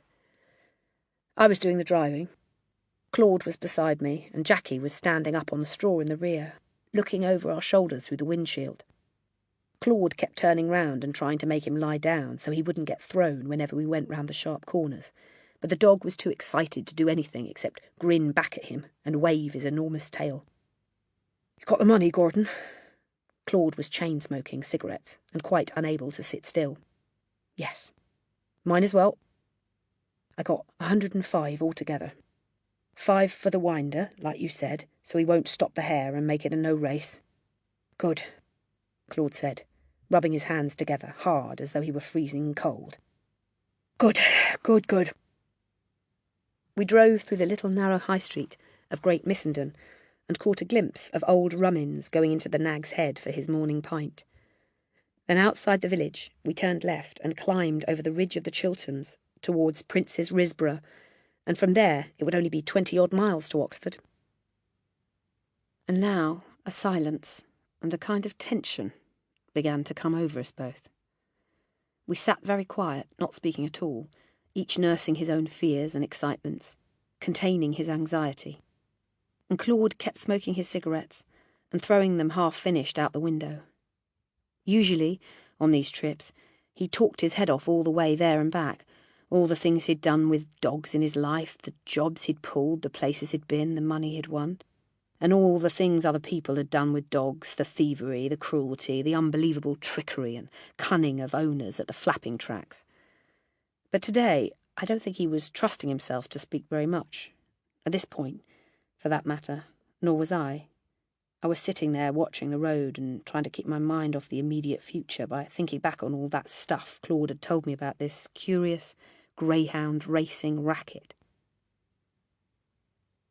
I swear there wasn't a man alive who knew more about it than Claude did, and ever since we'd got the ringer and decided to pull this job, he'd taken it upon himself to give me an education in the business. By now, in theory, at any rate, I suppose I knew nearly as much as him. It had started during the very first strategy conference we'd had in the kitchen. I can remember it was the day after the ringer arrived, and we were sitting there watching for customers through the window, and Claude was explaining to me all about what we'd have to do, and I was trying to follow him as best I could until finally there came one question I had to ask. "What I don't see," I had said, "is why you use the ringer at all. Wouldn't it be safer if we used Jackie all the time and simply stop him the first half-dozen races so he comes last? Then when we're good and ready, we can let him go. Same result in the end, wouldn't it be, if we do it right? And no danger of being caught." Well, as I say, that did it. Claude looked up at me quickly, and he said, "Hey, none of that. I'd just like you to know stopping's something I never do. What's come over you, Gordon?" He seemed genuinely pained and shocked by what I had said. "I don't see anything wrong with it." "Now listen to me, Gordon. Stopping a good dog breaks his heart. A good dog knows he's fast. Seeing all the others out there in front and not being able to catch them, it breaks his heart, I tell you. And what's more, you wouldn't be making suggestions like that if you knew some of the tricks them fellers do to stop their dogs at the flapping tracks." "Such as what, for example?" I'd asked. "Well, such as anything in the world almost, so long as it makes the dog go slower, and it takes a lot of stopping, a good greyhound does, full of guts and so mad keen you can't even let them watch a race. They'll tear the leash right out of your hand, rearing to go. Many's the time I've seen one with a broken leg insisting on finishing the race." He had paused then, looking at me thoughtfully, with those large pale eyes, serious as hell and obviously thinking deep. "Maybe," he had said, "if we're going to do this job properly, I'd better tell you a thing or two so as you'll know what we're up against." "Go ahead and tell me," I'd said. "I'd like to know." For a moment he stared in silence out the window. "Main thing you've got to remember," he had said darkly, "is that all these fellers go into the flapping tracks with dogs. They're artful. They're more artful than you could possibly imagine." Again he paused, marshalling his thoughts. "Now take, for example, the different ways of stopping a dog. The first, the commonest, is strapping. Strapping. Yeah. Strapping them up, that's commonest. Pulling the muzzle strap tight round their neck so they can't hardly breathe, see? A clever man knows just which hole on the strap to use and just how many lengths it'll take off his dog in a race. Usually a couple of notches is good for 5 or 6 lengths. Do it up real tight, and he'll come last. I've known plenty of dogs collapse and die from being strapped up tight on a hot day. Strangulated, absolutely strangulated, and a very nasty thing it was too. Then again, some of them just tied 2 of the toes together with black cotton. Dog never runs well like that, on balances him. That doesn't sound too bad. Then there's others that put a piece of fresh chewed gum up under their tails, right up close to where the tail joins the body. And there's nothing funny about that, he had said, indignant. The tail of a running dog goes up and down ever so slightly, and the gum on the tail keeps sticking to the hairs on the backside, just where it's tenderest. No dog likes that, you know. Then there's sleeping pills. That's used a lot nowadays. They do it by weight, exactly like a doctor. And they measure the powder according to whether they want to slow him up 5 or 10 or 15 lengths. Those are just a few of the ordinary ways, he'd said. Actually, they're nothing. Absolutely nothing compared with some of the other things that's done to hold a dog back in a race. Especially by the gypsies. There's things the gypsies do that are almost too disgusting to mention. Such as when they're just putting the dog in the trap, things you wouldn't hardly do to your worst enemies. And when he had told me about those, which were, indeed, terrible things, because they had to do with physical injury, quickly, painfully inflicted. Then he had gone on to tell me what they did when they wanted the dog to win. There's just as terrible things done to make him go fast as to make him go slow, he had said softly, his face veiled and secret. And perhaps the commonest of all is wintergreen. Whenever you see a dog going around with no hair on his back or little bald patches all over him, that's wintergreen. Just before the race, they rub it hard into the skin. Sometimes it's Sloane's liniment, but mostly it's wintergreen. Stings, terrible, stings so bad that all the old dog wants to do is run as fast as he possibly can to get away from the pain. Then there's special drugs they give with a needle. Mind you, that's the modern method, and most of the spivs at the track are too ignorant to use it. It's the fellas coming down from London in the big cars with stadium dogs they've borrowed for the day by bribing the trainer. They're the ones who use the needle. I could remember him sitting there at the kitchen table with a cigarette dangling from his mouth and dropping his eyelids to keep out the smoke and looking at me through his wrinkled, nearly closed eyes and saying, "What you've got to remember, Gordon, is this. There's nothing they won't do to make a dog win if they want him to. On the other hand, no dog can run faster than he's built, no matter what they do to him. So if we can get Jackie down into bottom grade, then we're home. No dog in bottom grade can get near him. Not even with wintergreen and needles. Not even with ginger." Ginger? Certainly. That's a common one, ginger is. What they do, they take a piece of raw ginger, about the size of a walnut, and about 5 minutes before the off, they slip it into the dog. You mean in his mouth? He eats it? No, he had said. Not in his mouth. And so it had gone on. During each of the 8 long trips we had subsequently made to the track with the ringer, I had heard more and more about this charming sport, more especially about the methods of stopping them and making them go.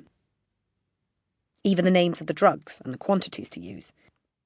I heard about the rat treatment for non-chasers, to make them chase the dummy hare, where a rat is placed in a can, which is then tied around the dog's neck.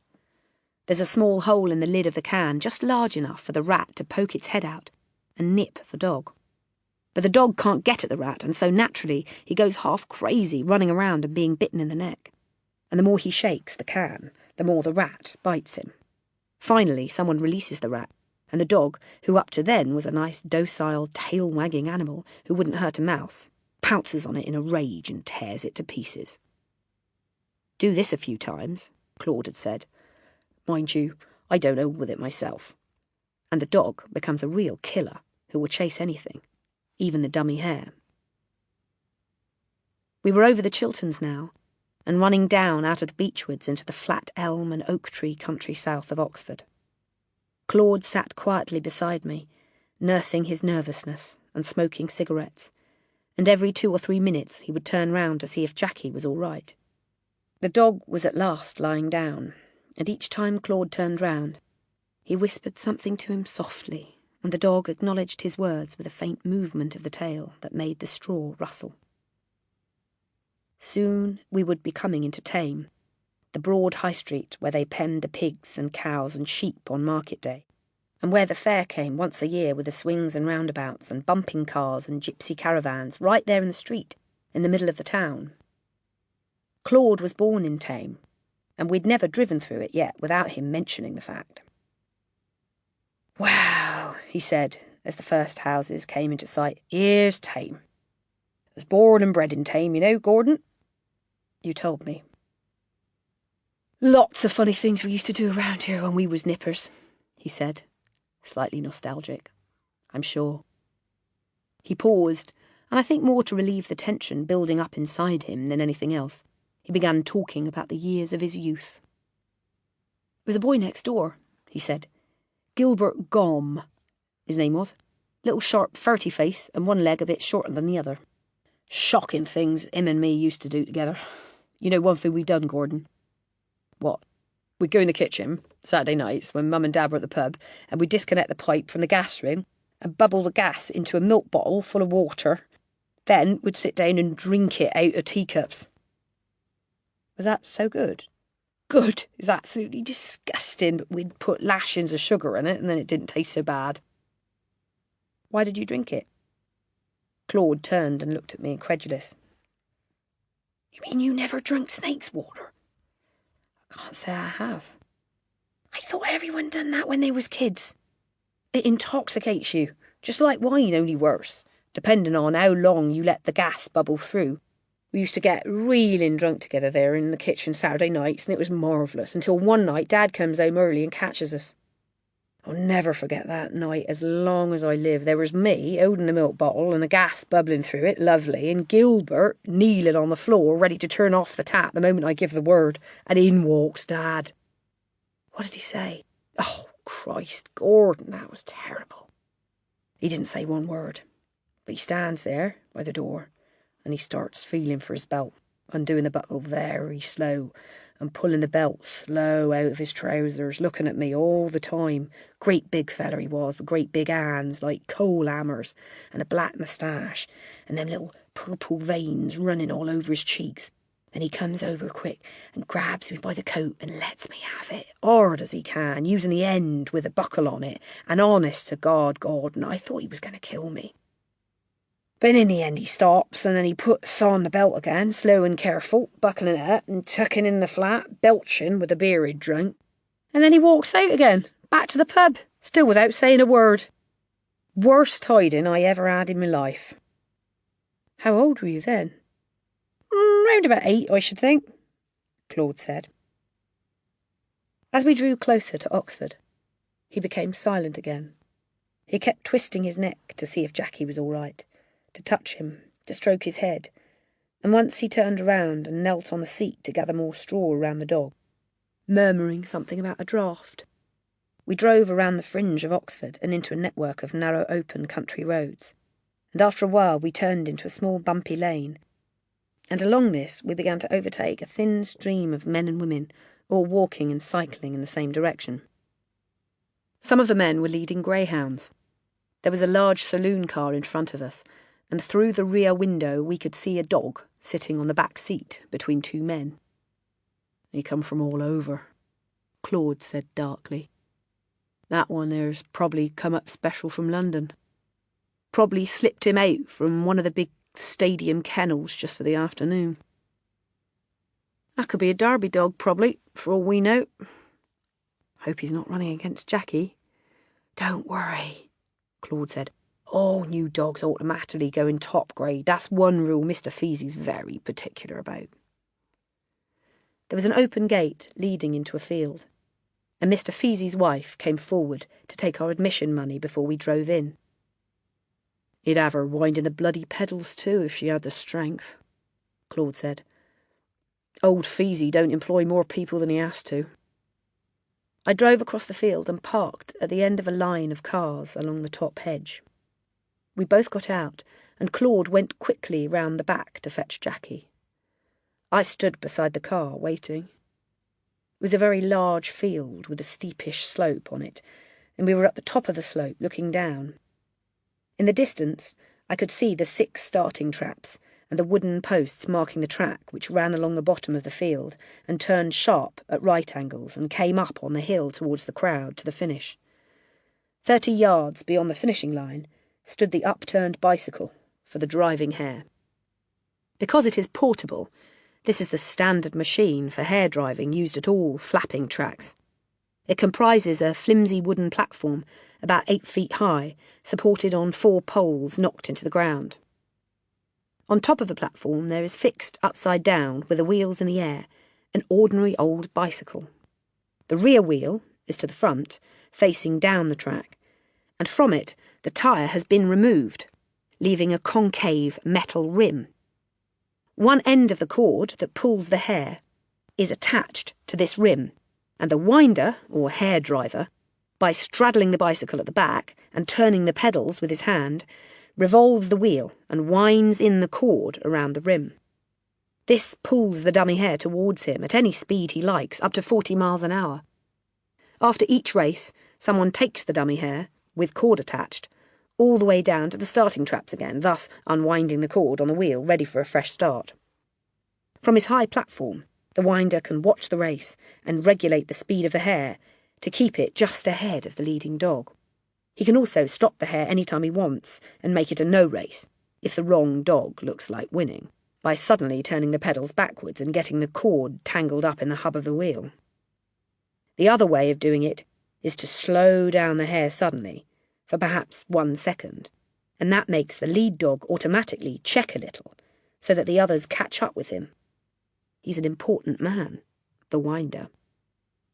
I could see Mr. Feasey's winder already standing atop his platform, a powerful-looking man in a blue sweater, leaning on the bicycle and looking down at the crowd through the smoke of his cigarette. There is a curious law in England which permits race meetings of this kind to be held only 7 times a year over one piece of ground. That is why all Mr. Feasey's equipment was movable, and after the 7th meeting he would simply transfer to the next field. The law didn't bother him at all. There was already a good crowd, and the bookmakers were erecting their stands in a line over to the right. Claude had Jackie out of the van now and was leading him over to a group of people clustered round a small, stocky man dressed in riding breeches, Mr. Feasey himself. Each person in the group had a dog on a leash, and Mr. Feasey kept writing names in a notebook that he held folded in his left hand. I sauntered over to watch. "What you got there?" Mr. Feasey said, pencil poised above the notebook. "Midnight," a man said, who was holding a black dog.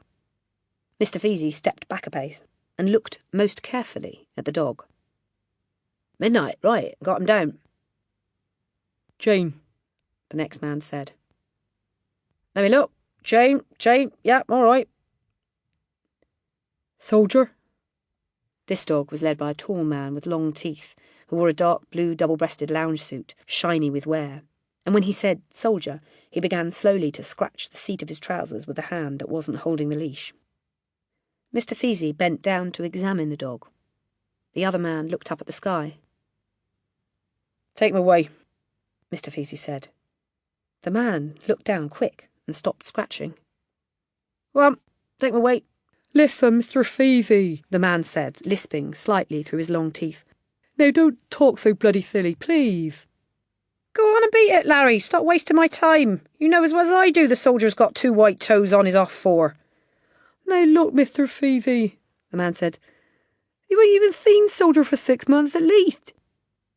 "Come on now, Larry, you beat it. I haven't got time arguing with you."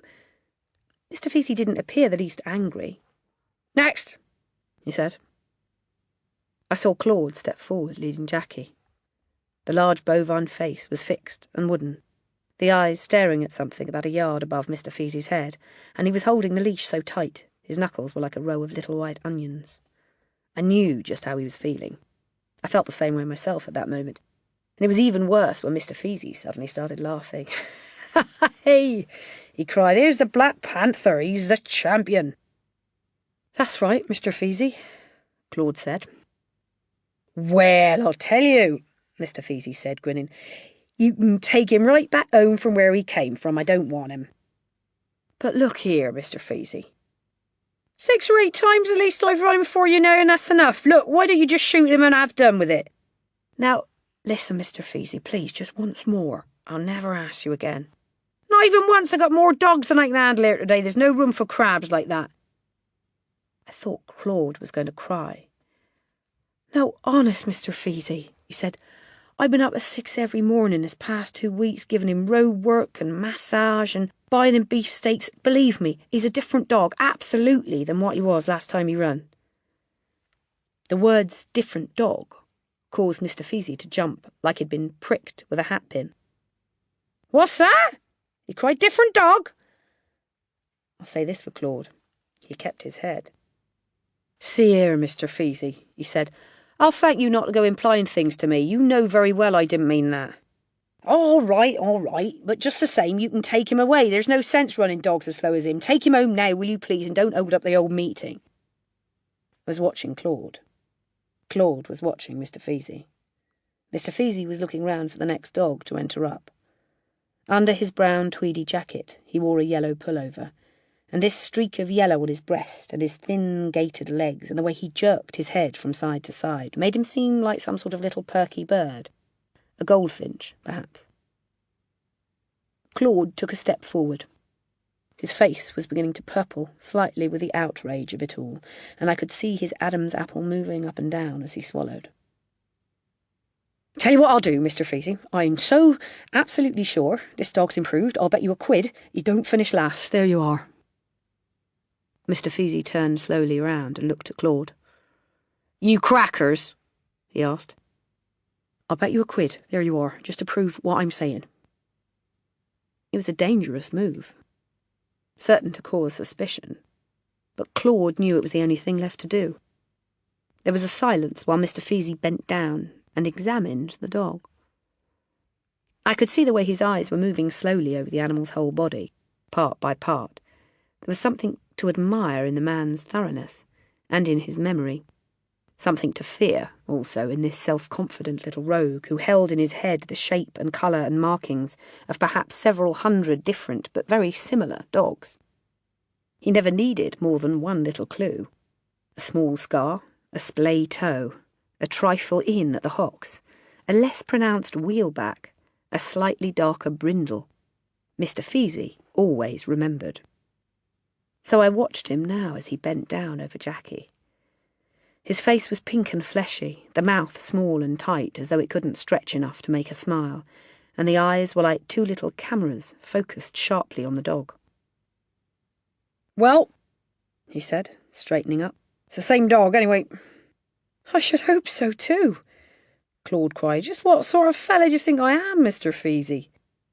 "I think you're crackers, that's what I think, but it's a nice easy way to make £1. I suppose you forgot how Amber Flash nearly beat him on 3 legs last meeting." "This one wasn't fit then," Claude said. "He hadn't had beefsteak and massage and road work like I've been giving him lately. But look, Mr. Feasey, you're not to go sticking him up in top grade just to win the bet. This is a bottom grade dog, Mr. Feasey, you know that." Mr. Feasey laughed. The small button mouth opened into a tiny circle, and he laughed and looked at the crowd who laughed with him. "Listen," he said, laying a hairy hand on Claude's shoulders. "I know my dogs. I don't have to do any fiddling around to win this £1. He goes in the bottom."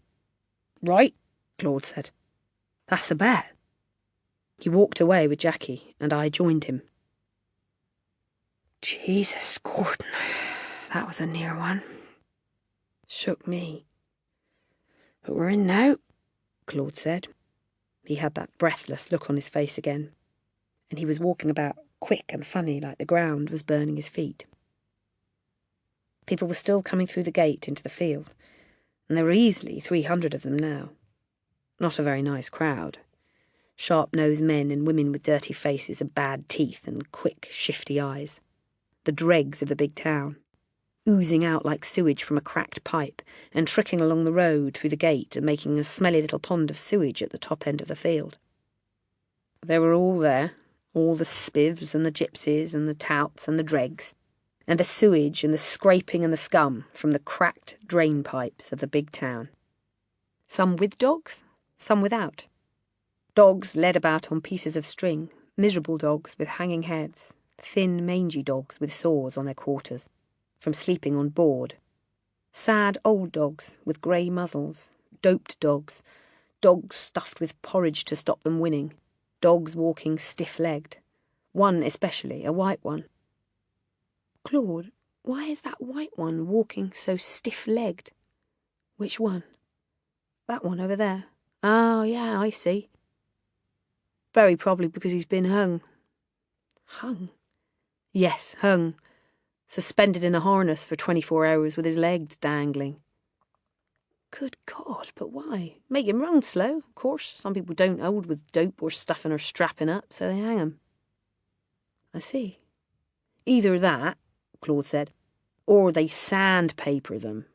Rub their pads with rough sandpaper and take the skin off so it hurts when they run." "Yes, I see." And then the fitter, brighter-looking dogs, the better-fed ones who get horse meat every day, not pig swill or rusk and cabbage water, their coats shinier, their tails moving, pulling at their leads, undoped, unstuffed, awaiting perhaps a more unpleasant fate, the muzzle strapped to be tightened an extra 4 notches. But make sure he can breathe now, Jock. Don't choke him completely. Don't let's have him collapse in the middle of the race, just so he wheezes a bit, see?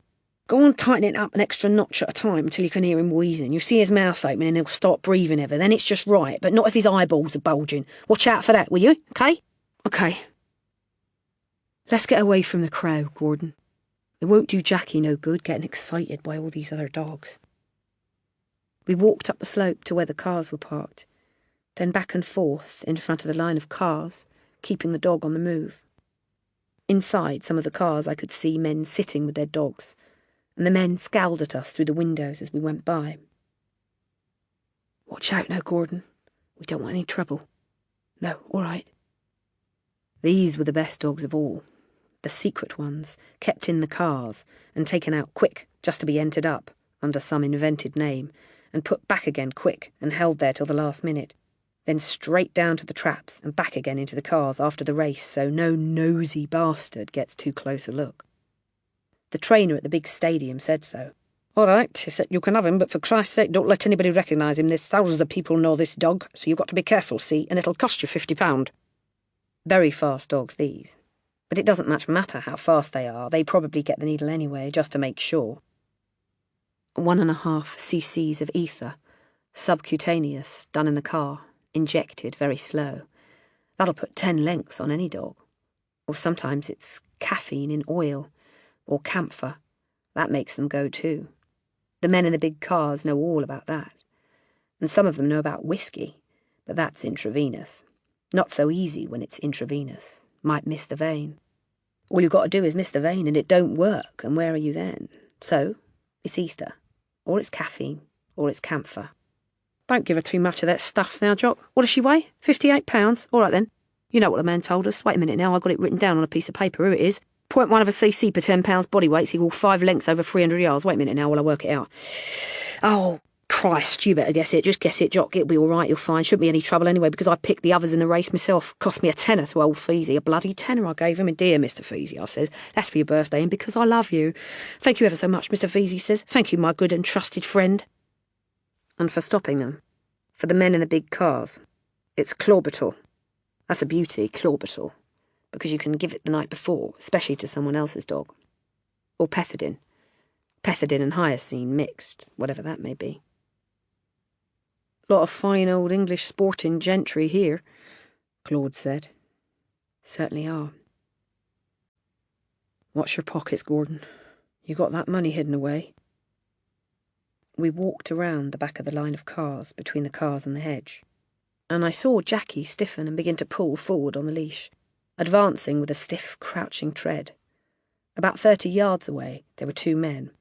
One was holding a large fawn greyhound, the dog stiff and tense like Jackie. The other was holding a sack in his hands. Watch, Claude whispered. They're giving him a kill. Out of the sack onto the grass tumbled a small white rabbit, fluffy white, young, tame. It righted itself and sat still, crouching in the hunched-up way rabbits crouch, its nose close to the ground. A frightened rabbit. Out of the sack, so suddenly onto the grass with such a bump, into the bright light. The dog was going mad with excitement now, jumping up against the leash, pawing the ground, throwing himself forward, whining. The rabbit saw the dog. It drew in its head and stayed still, paralysed with fear. The man transferred his hold to the dog's collar, and the dog twisted and jumped and tried to get free. The other man pushed the rabbit with his foot, but it was too terrified to move. He pushed it again, flicking it forward with his toe like a football, and the rabbit rolled over several times, righted itself, and began to hop over the grass away from the dog. The other man released the dog, which pounced with one huge pounce upon the rabbit, and then came the squeals, not very loud, but shrill and anguished, and lasting rather a long time. There you are, Claude said. That's a kill. Not sure I liked it very much. Told you before, Gordon, most of 'em does it. Keens the dog up before a race. Still don't like it. Or me. But they all do it. Even in the big stadiums, the trainers do it. Proper barbery, I call it.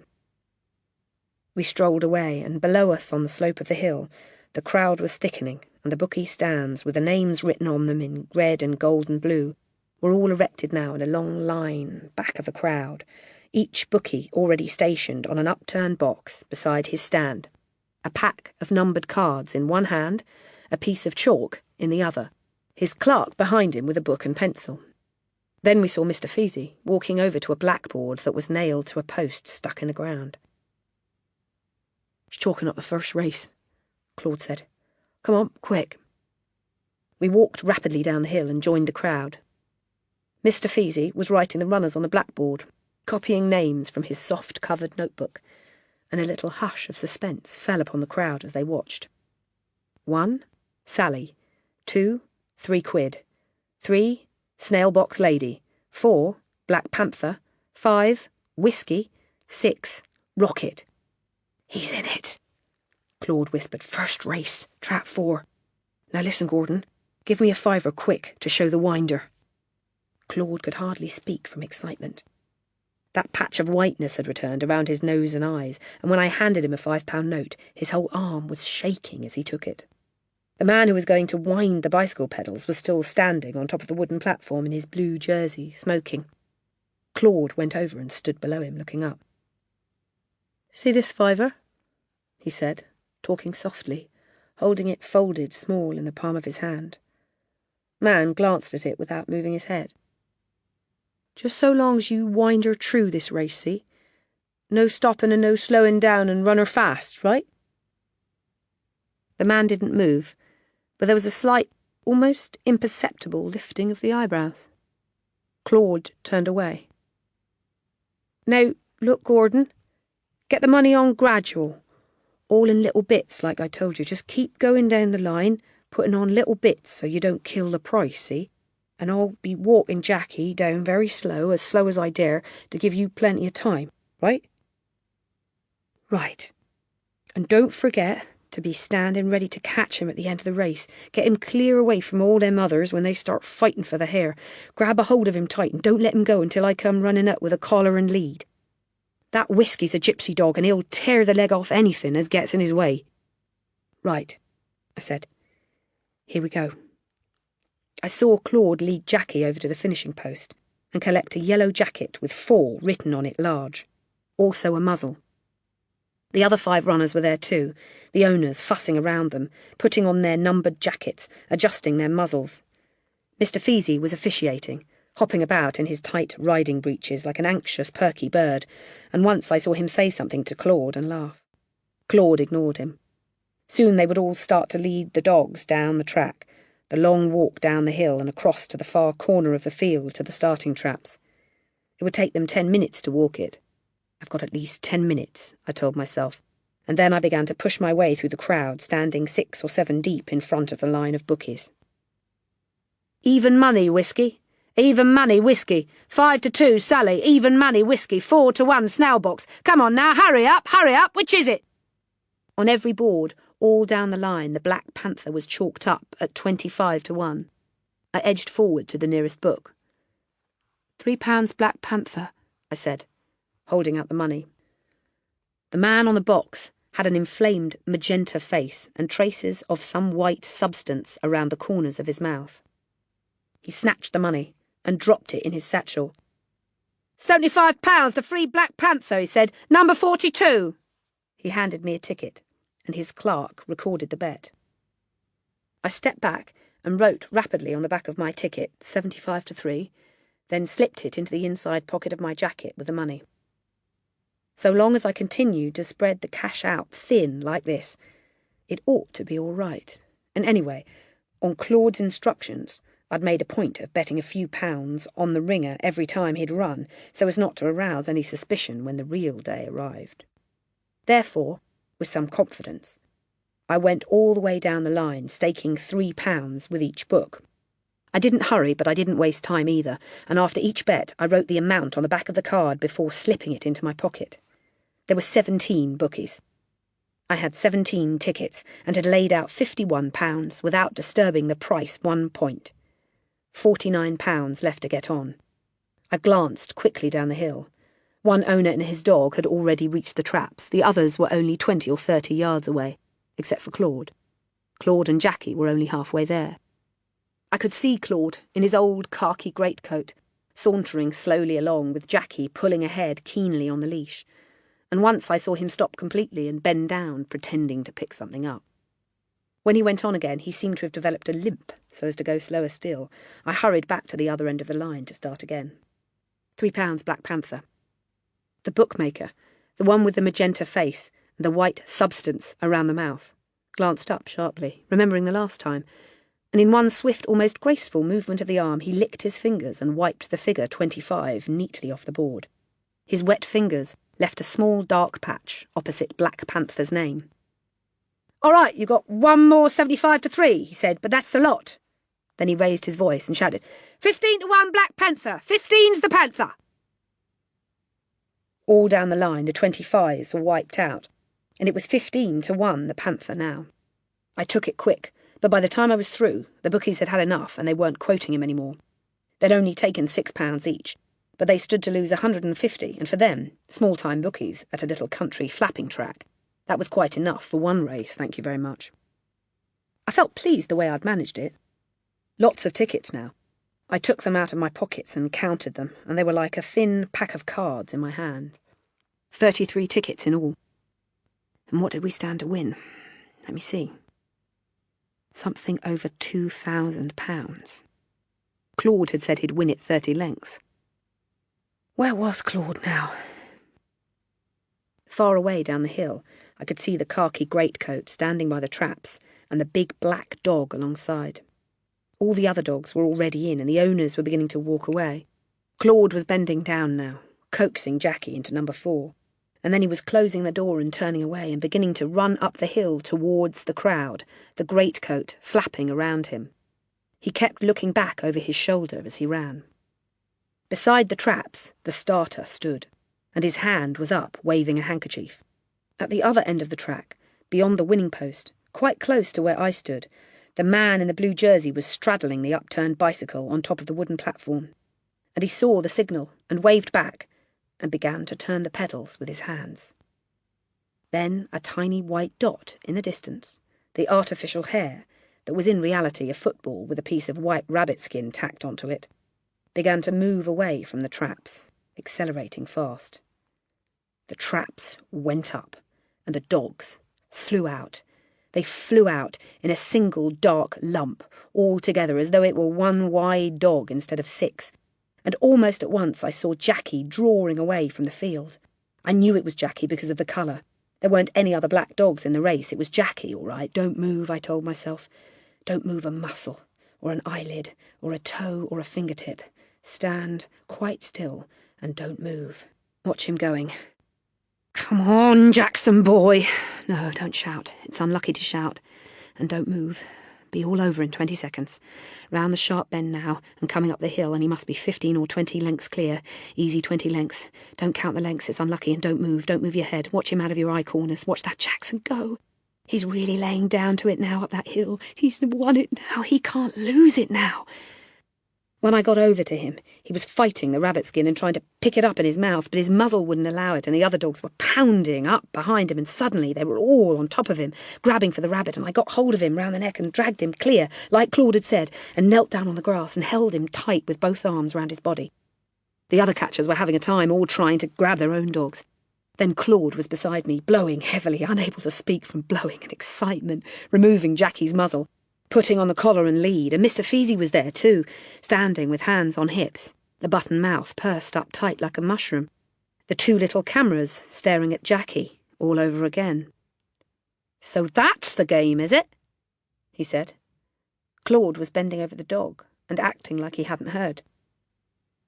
Don't want you here no more after this, you understand that? Claude went on fiddling with Jackie's collar.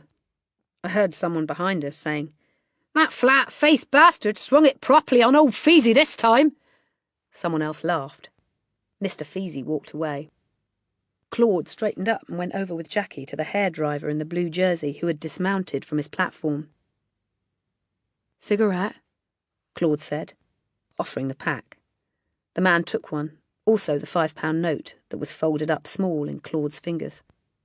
"Thanks," Claude said. "Thanks very much." "Don't mention," the man said. Then Claude turned to me. "You get it all on, Gordon." He was jumping up and down and rubbing his hands and patting Jackie, and his lips trembled as he spoke. "Yes. Half at 25s, half at 15s. Oh, Christ, Gordon, that's marvellous.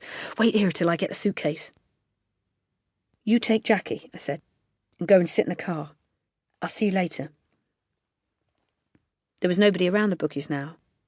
I was the only one with anything to collect, and I walked slowly, with a sort of dancing stride and a wonderful bursting feeling in my chest, towards the first one in the line, the man with the magenta face and the white substance on his mouth. I stood in front of him, and I took all the time I wanted going through my pack of tickets to find the two that were his. The name was Sid Pratchett.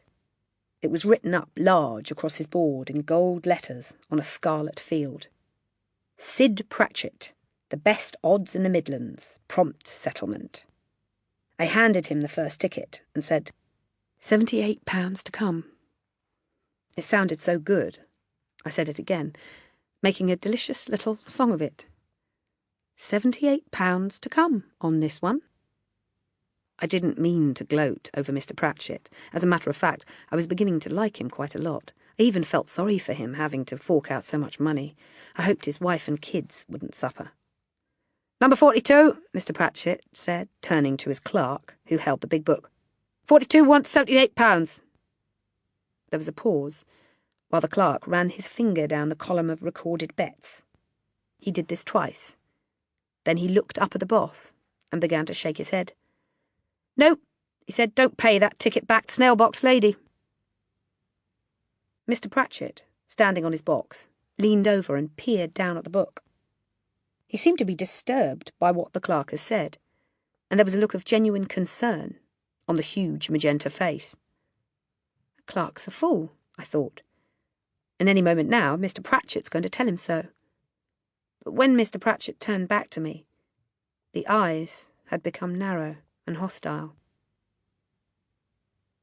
"Now look, Charlie," he said, softly. "Don't let's have any of that. You know very well you bet snail-box." "What's the idea?"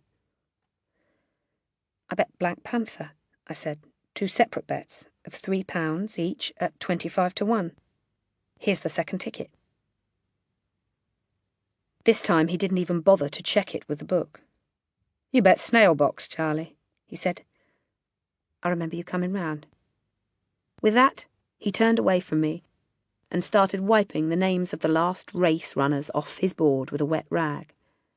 Behind him, the clerk had closed the book and was lighting himself a cigarette. I stood watching them, and I could feel the sweat beginning to break through the skin all over my body. "Let me see the book." Mr. Pratchett blew his nose in the wet rag and dropped it to the ground. "Look," he said, "why don't you go away and stop annoying me?" The point was this: a bookmaker's ticket, unlike a totalizator ticket, never has anything written on it regarding the nature of your bet. This is normal practice, the same at every racetrack in the country, whether it's the Silver Ring at Newmarket, the Royal Enclosure at Ascot, or a tiny country flapping track near Oxford. All you receive is a card bearing the bookie's name and a serial number. The wager is, or should be, recorded by the bookie's clerk in his book alongside the number of the ticket. But apart from that, there is no evidence at all of how you betted. "Go on," Mr. Pratchett was saying. "Op it." I stepped back a pace and glanced down the long line of bookmakers. None of them was looking my way. Each was standing motionless on his little wooden box beside his wooden placard, staring straight ahead into the crowd. I went up to the next one and presented a ticket. "I had £3 on Black Panther at 25 to 1, I said firmly. £78 to come. This man, who had a soft, inflamed face, went through exactly the same routine as Mr. Pratchett. questioning his clerk, peering at the book, and giving me the same answers. "Whatever's the matter with you?" he said quietly, speaking to me as though I were 8 years old. "Trying such a silly thing as that." This time I stepped well back. "You dirty, thieving bastards!" I cried. "The whole lot of you!" Automatically, as though they were puppets, all the heads down the line flicked round and looked at me. The expressions didn't alter. It was just the heads that moved, all 17 of them, and 17 pairs of cold, glassy eyes looked down at me. There was not the faintest flicker of interest in any of them. "Somebody spoke," they seemed to be saying. "We didn't hear it. It's a nice day today." The crowd, sensing excitement, was beginning to move in around me. I ran back to Mr. Pratchett, right up close to him, and poked him in the stomach with my finger. "You're a thief! A lousy little thief!" I shouted. The extraordinary thing was, Mr. Pratchett didn't seem to resent this at all. "Well, I never," he said. "Look who's talking." Then suddenly, the big face broke into a wide, frog-like grin, and he looked over at the crowd and shouted, "Look who's talking!" All at once, everybody started to laugh. Down the line, the bookies were coming to life and turning to each other and laughing and pointing at me and shouting, "Look who's talking! Look who's talking!" The crowd began to take up the cry as well, and I stood there on the grass, alongside Mr. Pratchett, with his wad of tickets as thick as a pack of cards in my hand, listening to them and feeling slightly hysterical. Over the heads of the people I could see Mr. Feasey beside his blackboard, already chalking up the runners for the next race, and then beyond him, far away, up the top of the field, I caught sight of Claude, standing by the van, waiting for me with a suitcase in his hand. It was time to go home.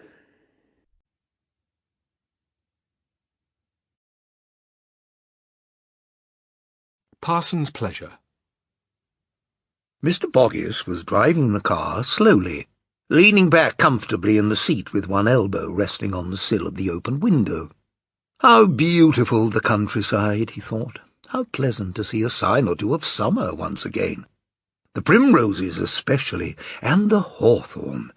The hawthorn was exploding white and pink and red along the hedges, and the primroses were growing underneath in little clumps, and it was beautiful.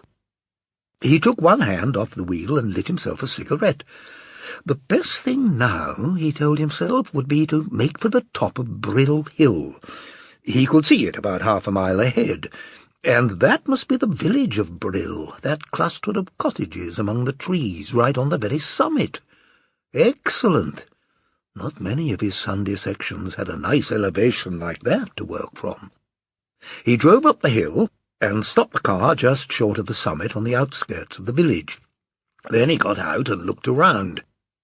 Down below, the countryside was spread out before him like a huge green carpet. He could see for miles. It was perfect. He took a pad and pencil from his pocket, leaned against the back of the car, and allowed his practised eye to travel slowly over the landscape. He could see one medium farmhouse over on the right, back in the fields, with a track leading to it from the road. There was another, larger one beyond it. There was a house surrounded by tall elms that looked as though it might be a Queen Anne. And there were 2 likely farms away over on the left. 5 places in all. That was about the lot in this direction. Mr. Boggis drew a rough sketch on his pad, showing the position of each, so that he'd be able to find them easily when he was down below. Then he got back into the car and drove up through the village to the other side of the hill. From there he spotted 6 more possibles, 5 farms and 1 big white Georgian house. He studied the Georgian house through his binoculars. It had a clean, prosperous look, and the garden was well ordered. That was a pity. He ruled it out immediately. There was no point in calling on the prosperous. In this square, then, in this section, there were 10 possibles in all. 10 was a nice number, Mr. Boggis told himself. Just the right amount for a leisurely afternoon's work. What time was it now? 12 o'clock. He would have liked a pint of beer in the pub before he started. But on Sundays they didn't open until 1. Very well, he would have it later. He glanced at the notes on his pad. He decided to take the Queen Anne first, the house with the elms. It had looked nicely dilapidated through the binoculars. The people there could probably do with some money. He was always lucky with Queen Anne's anyway. Mr. Boggis climbed back into the car, released the handbrake, and began cruising slowly down the hill without the engine. Apart from the fact that he was, at this moment, disguised in the uniform of a clergyman, there was nothing very sinister about Mr. Cyril Boggis. By trade he was a dealer in antique furniture, with his own shop and showroom in the King's Road, Chelsea. His premises were not large, and generally he didn't do a great deal of business, but because he always bought cheap, very, very cheap, and sold very, very dear, he managed to make quite a tidy little income every year. He was a talented salesman, and when buying or selling a piece, he could slide smoothly into whichever mood suited the client best. He could become grave and charming for the aged, obsequious for the rich, sober for the godly, masterful for the weak, mischievous for the widow, arch and saucy for the spinster. He was well aware of his gift, using it shamelessly on every possible occasion, and often, at the end of an unusually good performance, it was as much as he could do to prevent himself from turning aside and taking a bow or two as the thundering applause of the audience went rolling through the theatre. In spite of this rather clownish quality of his, Mr. Boggis was not a fool. In fact, it was said of him by some that he probably knew as much about French, English, and Italian furniture as anyone else in London. He also had surprisingly good taste, and he was quick to recognize and reject an ungraceful design, however genuine the article might be. His real love, naturally, was for the work of the great 18th-century English designers. Ince, Mayhew, Chippendale, Robert Adam, Mannering, Inigo Jones, Hepplewhite, Kent Johnson, George Smith, Locke, Sheridan, and the rest of them. But even with these, he occasionally drew the line. He refused, for example, to allow a single piece from Chippendale's Chinese or Gothic period to come into his showroom, and the same was true of some of the heavier Italian designs of Robert Adam. During the past few years, Mr. Boggis had achieved considerable fame among his friends in the trade by his ability to produce unusual and often quite rare items with astonishing regularity. Apparently the man had a source of supply that was almost inexhaustible, a sort of private warehouse, and it seemed that all he had to do was to drive out to it once a week and help himself. Whenever they asked him where he got the stuff, he would smile knowingly and wink and murmur something about a little secret. The idea behind Mr. Boggis's little secret was a simple one, and it had come to him as a result of something that had happened on a certain Sunday afternoon nearly 9 years before, while he was driving in the country. He had gone out in the morning to visit his old mother, who lived in Sevenoaks, and on the way back the fan belt on his car had broken, causing the engine to overheat and the water to boil away. He had got out of the car and walked to the nearest house, a smallish farm building about 50 yards off the road, and had asked the woman who answered the door if he could please have a jug of water. While he was waiting for her to fetch it, he happened to glance in through the door to the living room, and there, not 5 yards from where he was standing, he spotted something that made him so excited the sweat began to come out all over the top of his head. It was a large oak armchair, of a type that he had only seen once before in his life. Each arm, as well as the panel at the back, was supported by a row of 8 beautifully turned spindles. The back panel itself was decorated by an inlay of the most delicate floral design, and the head of a duck was carved to lie along half the length of either arm. Good God, he thought, this thing is late 15th century. He poked his head in further through the door, and there, by heavens, was another of them, on the other side of the fireplace.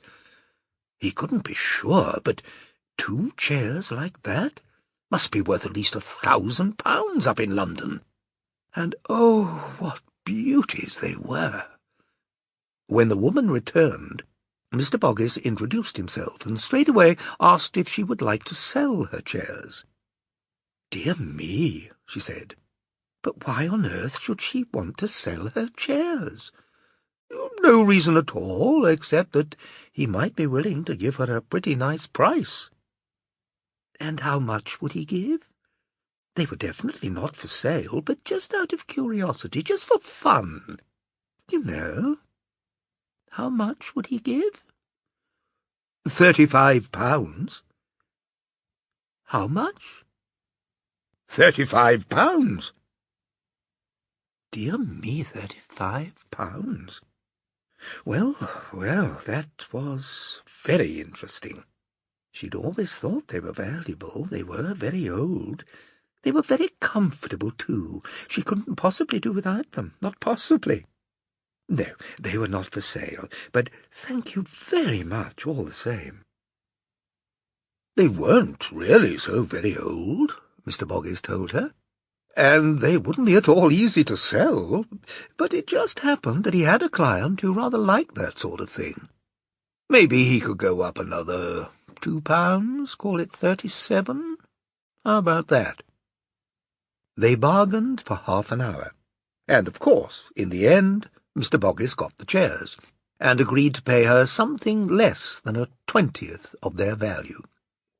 That evening, driving back to London in his old station wagon, with the 2 fabulous chairs tucked away snugly in the back, Mr. Boggis had suddenly been struck by what seemed to him to be a most remarkable idea.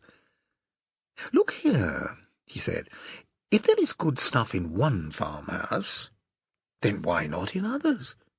Why shouldn't he search for it? Why shouldn't he comb the countryside? He could do it on Sundays. In that way it wouldn't interfere with his work at all. He never knew what to do with his Sundays."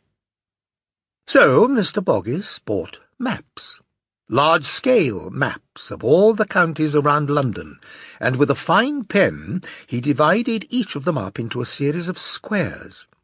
Each of these squares covered an actual area of 5 miles by 5, which was about as much territory, he estimated, as he could cope with on a single Sunday, were he to comb it thoroughly. He didn't want the towns and the villages. It was the comparatively isolated places, the large farmhouses and the rather dilapidated country mansions that he was looking for. And in this way, if he did 1 square each Sunday, 52 squares a year, he would gradually cover every farm and every country house in the home counties. But obviously there was a bit more to it than that. Country folk are a suspicious lot. So are the impoverished rich. You can't go about ringing their bells and expecting them to show you around their houses just for the asking, because they won't do it. That way you would never get beyond the front door. How then was he to gain admittance? Perhaps it would be best if he didn't let them know he was a dealer at all. He could be the telephone man, the plumber, the gas inspector. He could even be a clergyman. From this point on, the whole scheme began to take on a more practical aspect. Mr. Boggis ordered a large quantity of superior cards, on which the following legend was engraved: The Reverend Cyril Winnington Boggis, President of the Society for the Preservation of Rare Furniture, in association with the Victoria and Albert Museum. From now on, every Sunday, he was going to be a nice old parson, spending his holiday travelling around on a labour of love for the Society, compiling an inventory of the treasures that lay hidden in the country homes of England. And who in the world was going to kick him out when they heard that one? Nobody. And then, once he was inside, if he happened to spot something he really wanted, well, he knew 100 different ways of dealing with that. Rather to Mr. Boggis's surprise, the scheme worked. In fact, the friendliness with which he was received in one house after another through the countryside was, in the beginning, quite embarrassing even to him. A slice of cold pie, a glass of port, a cup of tea, a basket of plums, even a full sit-down Sunday dinner with the family. Such things were constantly being pressed upon him. Sooner or later, of course, there had been some bad moments, and a number of unpleasant incidents.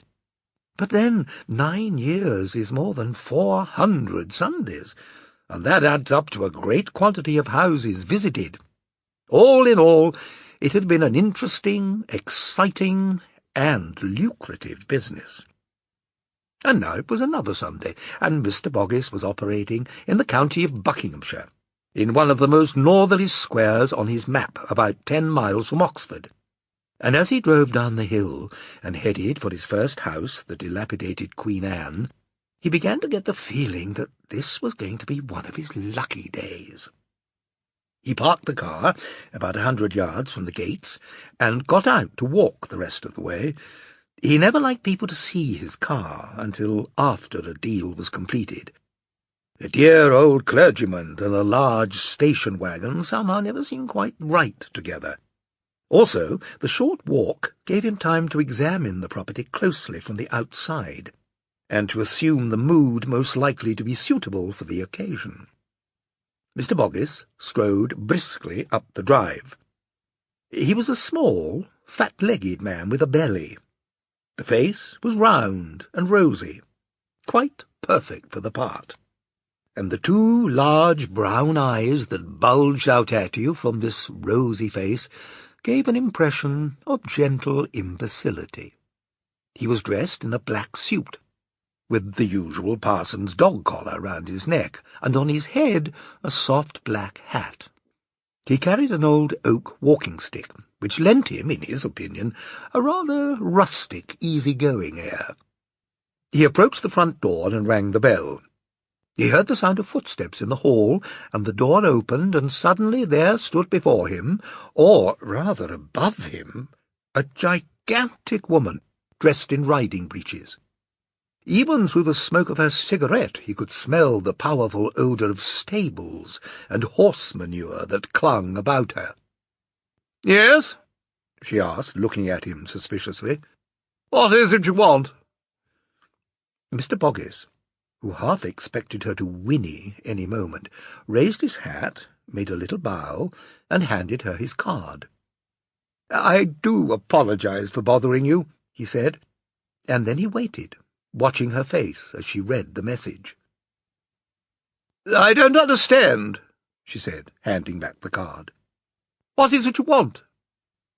Mr. Boggis explained about the Society for the Preservation of Rare Furniture. "This wouldn't by any chance be something to do with the Socialist Party?" she asked, staring at him fiercely from under a pair of pale, busy brows. From then on it was easy. A Tory in riding breeches, male or female, was always a sitting duck for Mr. Boggis. He spent 2 minutes delivering an impassioned eulogy on the extreme right wing of the Conservative Party, then 2 more denouncing the Socialists, As a clincher, he made particular reference to the bill that the Socialists had once introduced for the abolition of blood sports in the country, and went on to inform his listener that his idea of heaven, though you'd better not tell the bishop, my dear, was a place where one could hunt the fox, the stag, and the hare with large packs of tireless hounds from morn till night, every day of the week, including Sundays. Watching her as he spoke, he could see the magic beginning to do its work. The woman was grinning now, showing Mr. Boggis a set of enormous, slightly yellow teeth. "Madam," he cried, "I beg of you, please don't get me started on socialism." At that point, she let out a great guffaw of laughter, raised an enormous red hand, and slapped him so hard on the shoulder that he nearly went over. "Come in," she shouted. "I don't know what the hell you want, but come on in." Unfortunately, and rather surprisingly, there was nothing of any value in the whole house, and Mr. Boggis, who never wasted time on barren territory, soon made his excuses and took his leave. The whole visit had taken less than 15 minutes, and that, he told himself as he climbed back into his car and started off for the next place, was exactly as it should be. From now on it was all farmhouses, and the nearest was about half a mile up the road. It was a large half-timbered brick building of considerable age, and there was a magnificent pear tree, still in blossom, covering almost the whole of the south wall. Mr. Boggis knocked on the door. He waited, but no one came. He knocked again, but still there was no answer. So he wandered around the back to look for the farmer among the cowsheds. There was no one there either. He guessed that they must all still be in church, so he began peering in the windows to see if he could spot anything interesting. There was nothing in the dining room, nothing in the library either. He tried the next window, the living room, and there, right under his nose, in the little alcove that the window made, he saw a beautiful thing, a semicircular card table in mahogany, richly veneered, and in the style of Hepplewhite, built around 1780. "Aha!" he said aloud, pressing his face hard against the glass. "Well done, Boggis." But that was not all. There was a chair there as well, a single chair, and if he were not mistaken, it was of an even finer quality than the table. Another Hepplewhite, wasn't it? And oh, what a beauty! The lattices on the back were finely carved with the honeysuckle, the husk, and the paterae. The caning on the seat was original. The legs were very gracefully turned, and the two back ones had that peculiar outward splay that meant so much. It was an exquisite chair. "Before this day is done," Mr. Boggis said softly, "I shall have the pleasure of sitting down upon that lovely seat." He never bought a chair without doing this.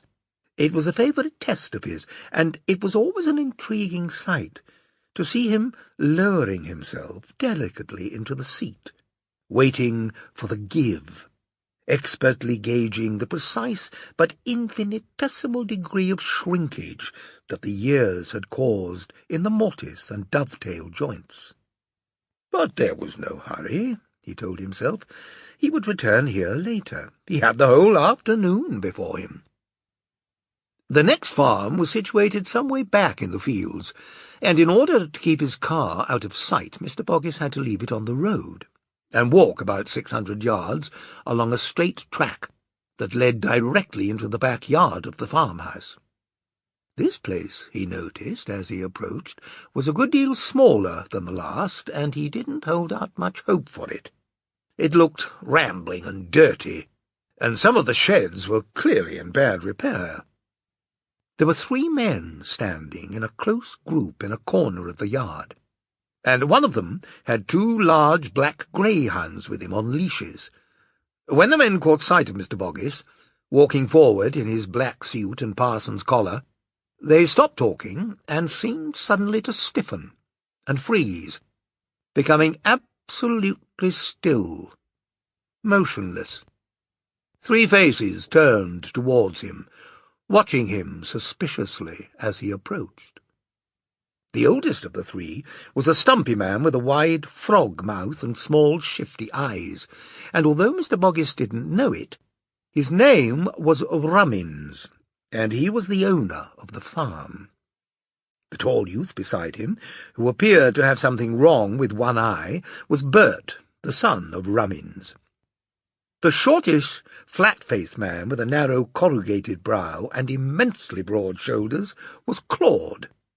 Claude had dropped in on Rummins in the hope of getting a piece of pork or ham out of him from the pig that had been killed the day before. Claude knew about the killing. The noise of it had carried far across the fields, and he also knew that a man should have a government permit to do that sort of thing, and that Rummins didn't have one. "Good afternoon," Mr. Boggis said. "Isn't it a lovely day?" None of the 3 men moved. At that moment they were all thinking precisely the same thing, that somehow or other this clergyman, who was certainly not the local fellow, had been sent to poke his nose into their business and to report what he found to the government. "What beautiful dogs!" Mr. Boggis said. "I must say I've never been greyhound racing myself, but they tell me it's a fascinating sport." Again the silence, and Mr. Boggis glanced quickly from Rummins to Bert, then to Claude, then back again to Rummins, and he noticed that each of them had the same peculiar expression on his face, something between a jeer and a challenge, with a contemptuous curl to the mouth and a sneer around the nose. "Might I inquire if you are the owner?" Mr. Boggis asked, undaunted, addressing himself to Rummins. "What is it you want?" "I do apologize for troubling you, especially on a Sunday." Mr. Boggis offered his card, and Rummins took it and held it up close to his face. The other 2 didn't move, but their eyes swivelled over to one side, trying to see. "And what exactly might you be wanting?" Rummins asked. For the second time that morning Mr. Boggis explained, at some length, the aims and ideals of the Society for the Preservation of Rare Furniture. "We don't have any," Rummins told him, when it was over. "You're wasting your time." "Now, just a minute, sir," Mr. Boggis said, raising a finger. "The last man who said that to me was an old farmer down in Sussex, and when he finally let me into his house, do you know what I found? A dirty-looking old chair in the corner of the kitchen, and it turned out to be worth £400. I showed him how to sell it, and he bought himself a new tractor with the money." "What on earth are you talking about?" Claude said. "There ain't no chair in the world worth £400. "Excuse me," Mr. Boggis answered primly, "but there are plenty of chairs in England worth more than twice that figure. And you know where they are? They're tucked away in the farms and cottages all over the country, with the owners using them as steps and ladders, and standing on them with hobnailed boots to reach a pot of jam out of the top cupboard, or to hang a picture. This is the truth I'm telling you, my friends." Rummins shifted uneasily on his feet.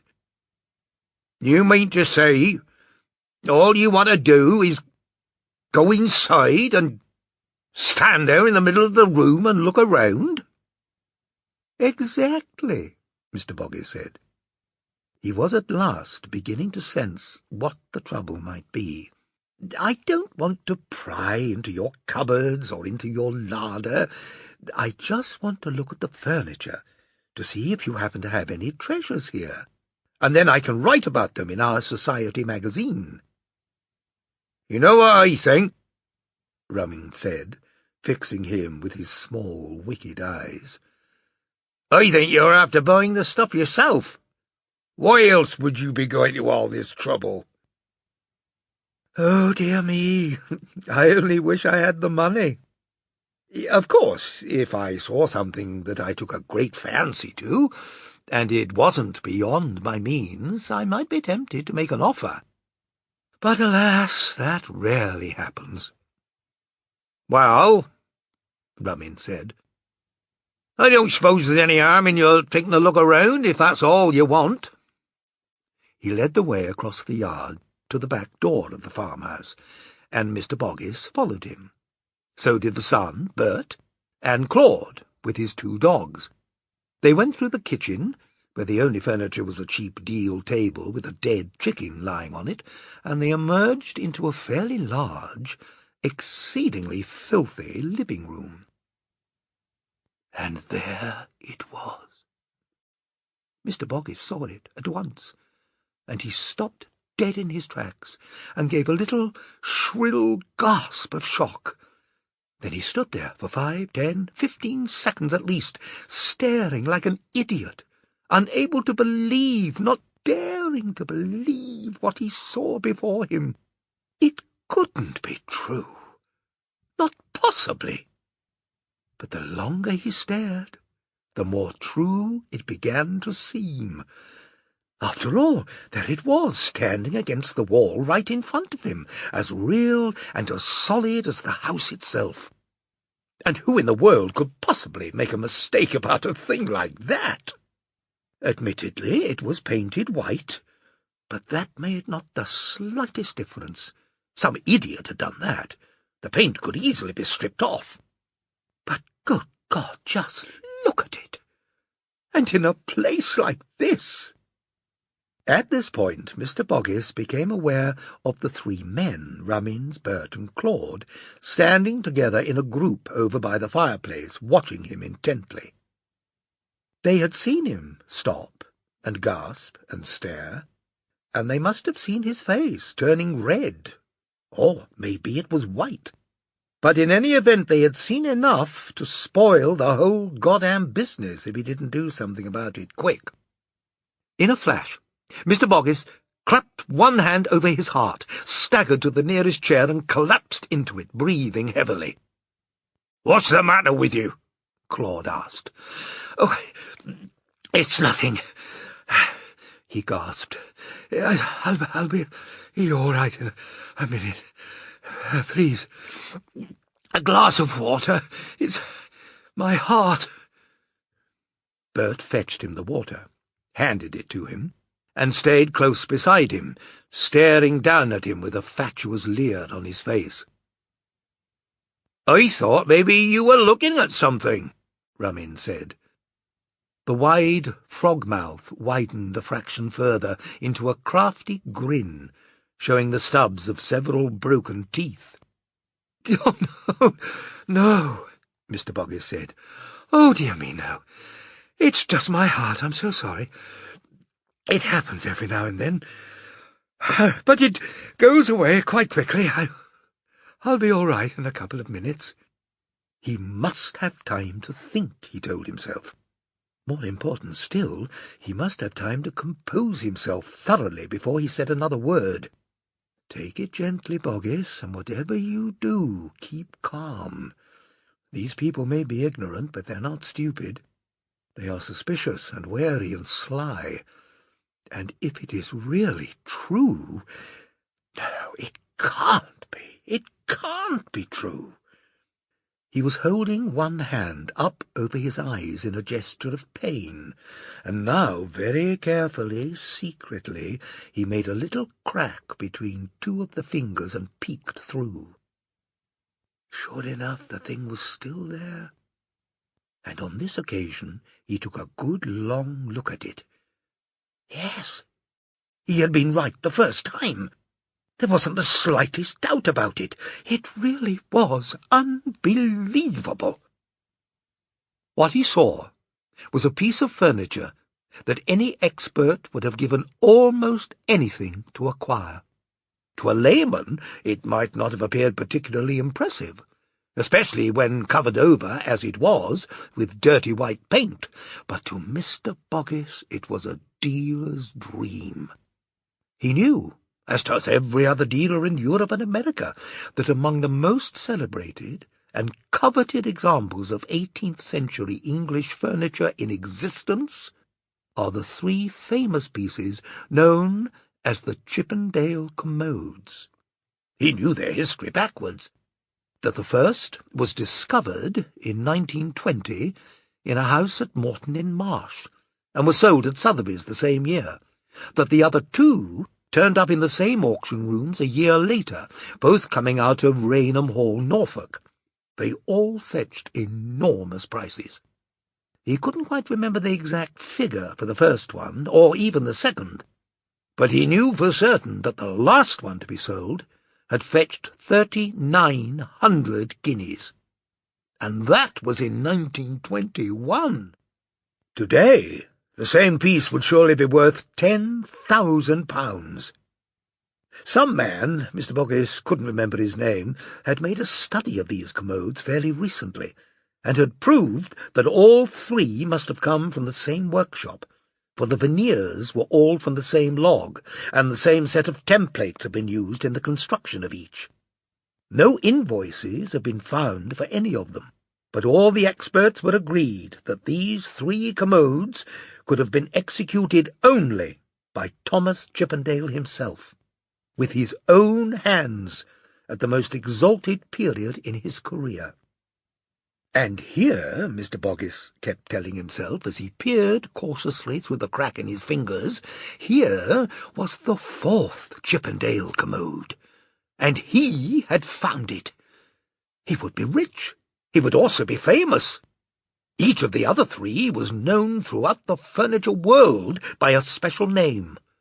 The Chastleton commode, the first Rainham commode, the second Rainham commode. This one would go down in history as the Boggis commode. Just imagine the faces of the boys up there in London when they got a look at it tomorrow morning, and the luscious offers coming in from the big fellows over in the West End, Frank Partridge, Mallet, Jetley, and the rest of them. There would be a picture of it in the Times, and it would say, "The very fine Chippendale commode, which was recently discovered by Mr. Cyril Boggis, a London dealer." Dear God, what a stir he was going to make! This one here, Mr. Boggis thought, was almost exactly similar to the second Rainham commode. All three, the Chastleton and the two Rainhams, differed from one another in a number of small ways. It was a most impressive, handsome affair, built in the French Rococo style of Chippendale's Directoire period, a kind of large, fat chest of drawers, set upon four carved and fluted legs that raised it about a foot from the ground. There were 6 drawers in all, 2 long ones in the middle and 2 shorter ones on either side. The serpentine front was magnificently ornamented along the top and sides and bottom, and also vertically between each set of drawers, with intricate carvings of festoons and scrolls and clusters. The brass handles, although partly obscured by white paint, appeared to be superb. It was, of course, a rather heavy piece, but the design had been executed with such elegance and grace that the heaviness was in no way offensive. "How are you feeling now?" Mr. Boggis heard someone say. Thank you, I'm much better already. It passes quickly. My doctor says there's nothing to worry about, really, so long as I rest for a few minutes whenever it happens." "Ah, yes," he said, raising himself slowly to his feet. "That's better. I'm all right now." A trifle unsteadily, he began to move around the room, examining the furniture one piece at a time, commenting upon it briefly. He could see at once that, apart from the commode, it was a very poor lot. "Nice oak table," he said, "but I'm afraid it's not old enough to be of any interest. Good comfortable chairs, but quite modern. Yes, quite modern. Now, this cupboard, well, it's rather attractive, but again, not valuable. This chest of drawers. He walked casually past the Chippendale commode and gave it a little contemptuous flip with his fingers. Worth a few pounds, I dare say, but no more. A rather crude reproduction, I'm afraid. Possibly made in Victorian times. Did you paint it white? Yes, Rummin said. Bert did it. A very wise move. It's considerably less offensive in white. That's a strong piece of furniture, Rummin said. Some nice carving on it, too. A machine carved, Mr. Boggis answered superbly, bending down to examine the exquisite craftsmanship. You can tell it a mile off, but still I suppose it's quite pretty in its way. It has its points. He began to saunter off. Then he checked himself and turned slowly back again. He placed the tip of one finger against the point of his chin, laid his head over to one side, and frowned as though deep in thought. "You know what?" he said, looking at the commode, speaking so casually that his voice kept trailing off. "I've just remembered. I've been wanting a set of legs, something like that, for a long time. I've got a rather curious table in my own little home, one of those low things that people put in front of a sofa, sort of a coffee table. And last Michaelmas, when I moved house, the foolish movers damaged the legs in a shocking way. I'm very fond of that table. I always keep my big Bible on it, and all my sermon notes." He paused, stroking his chin with the finger. "Now, I was just thinking, these legs on your chest of drawers might be very suitable. Yes, they might indeed. They could easily be cut off and fixed on to my table." He looked around and saw the three men standing absolutely still, watching him suspiciously. 3 pairs of eyes, all different but equally mistrusting. Small pig eyes for Rummins, large slow eyes for Claude, and 2 odd eyes for Bert. One of them very queer and boiled and misty pale, with a little black dot in the centre like a fish-eye on a plate. Mr. Boggis smiled and shook his head. Come, what on earth am I saying? I'm talking as though I owned the piece myself. I do apologise. "What you mean to say is, you'd like to buy it," Rummin said. "Well," Mr. Boggis glanced back at the commode, frowning, "I'm not sure. I might.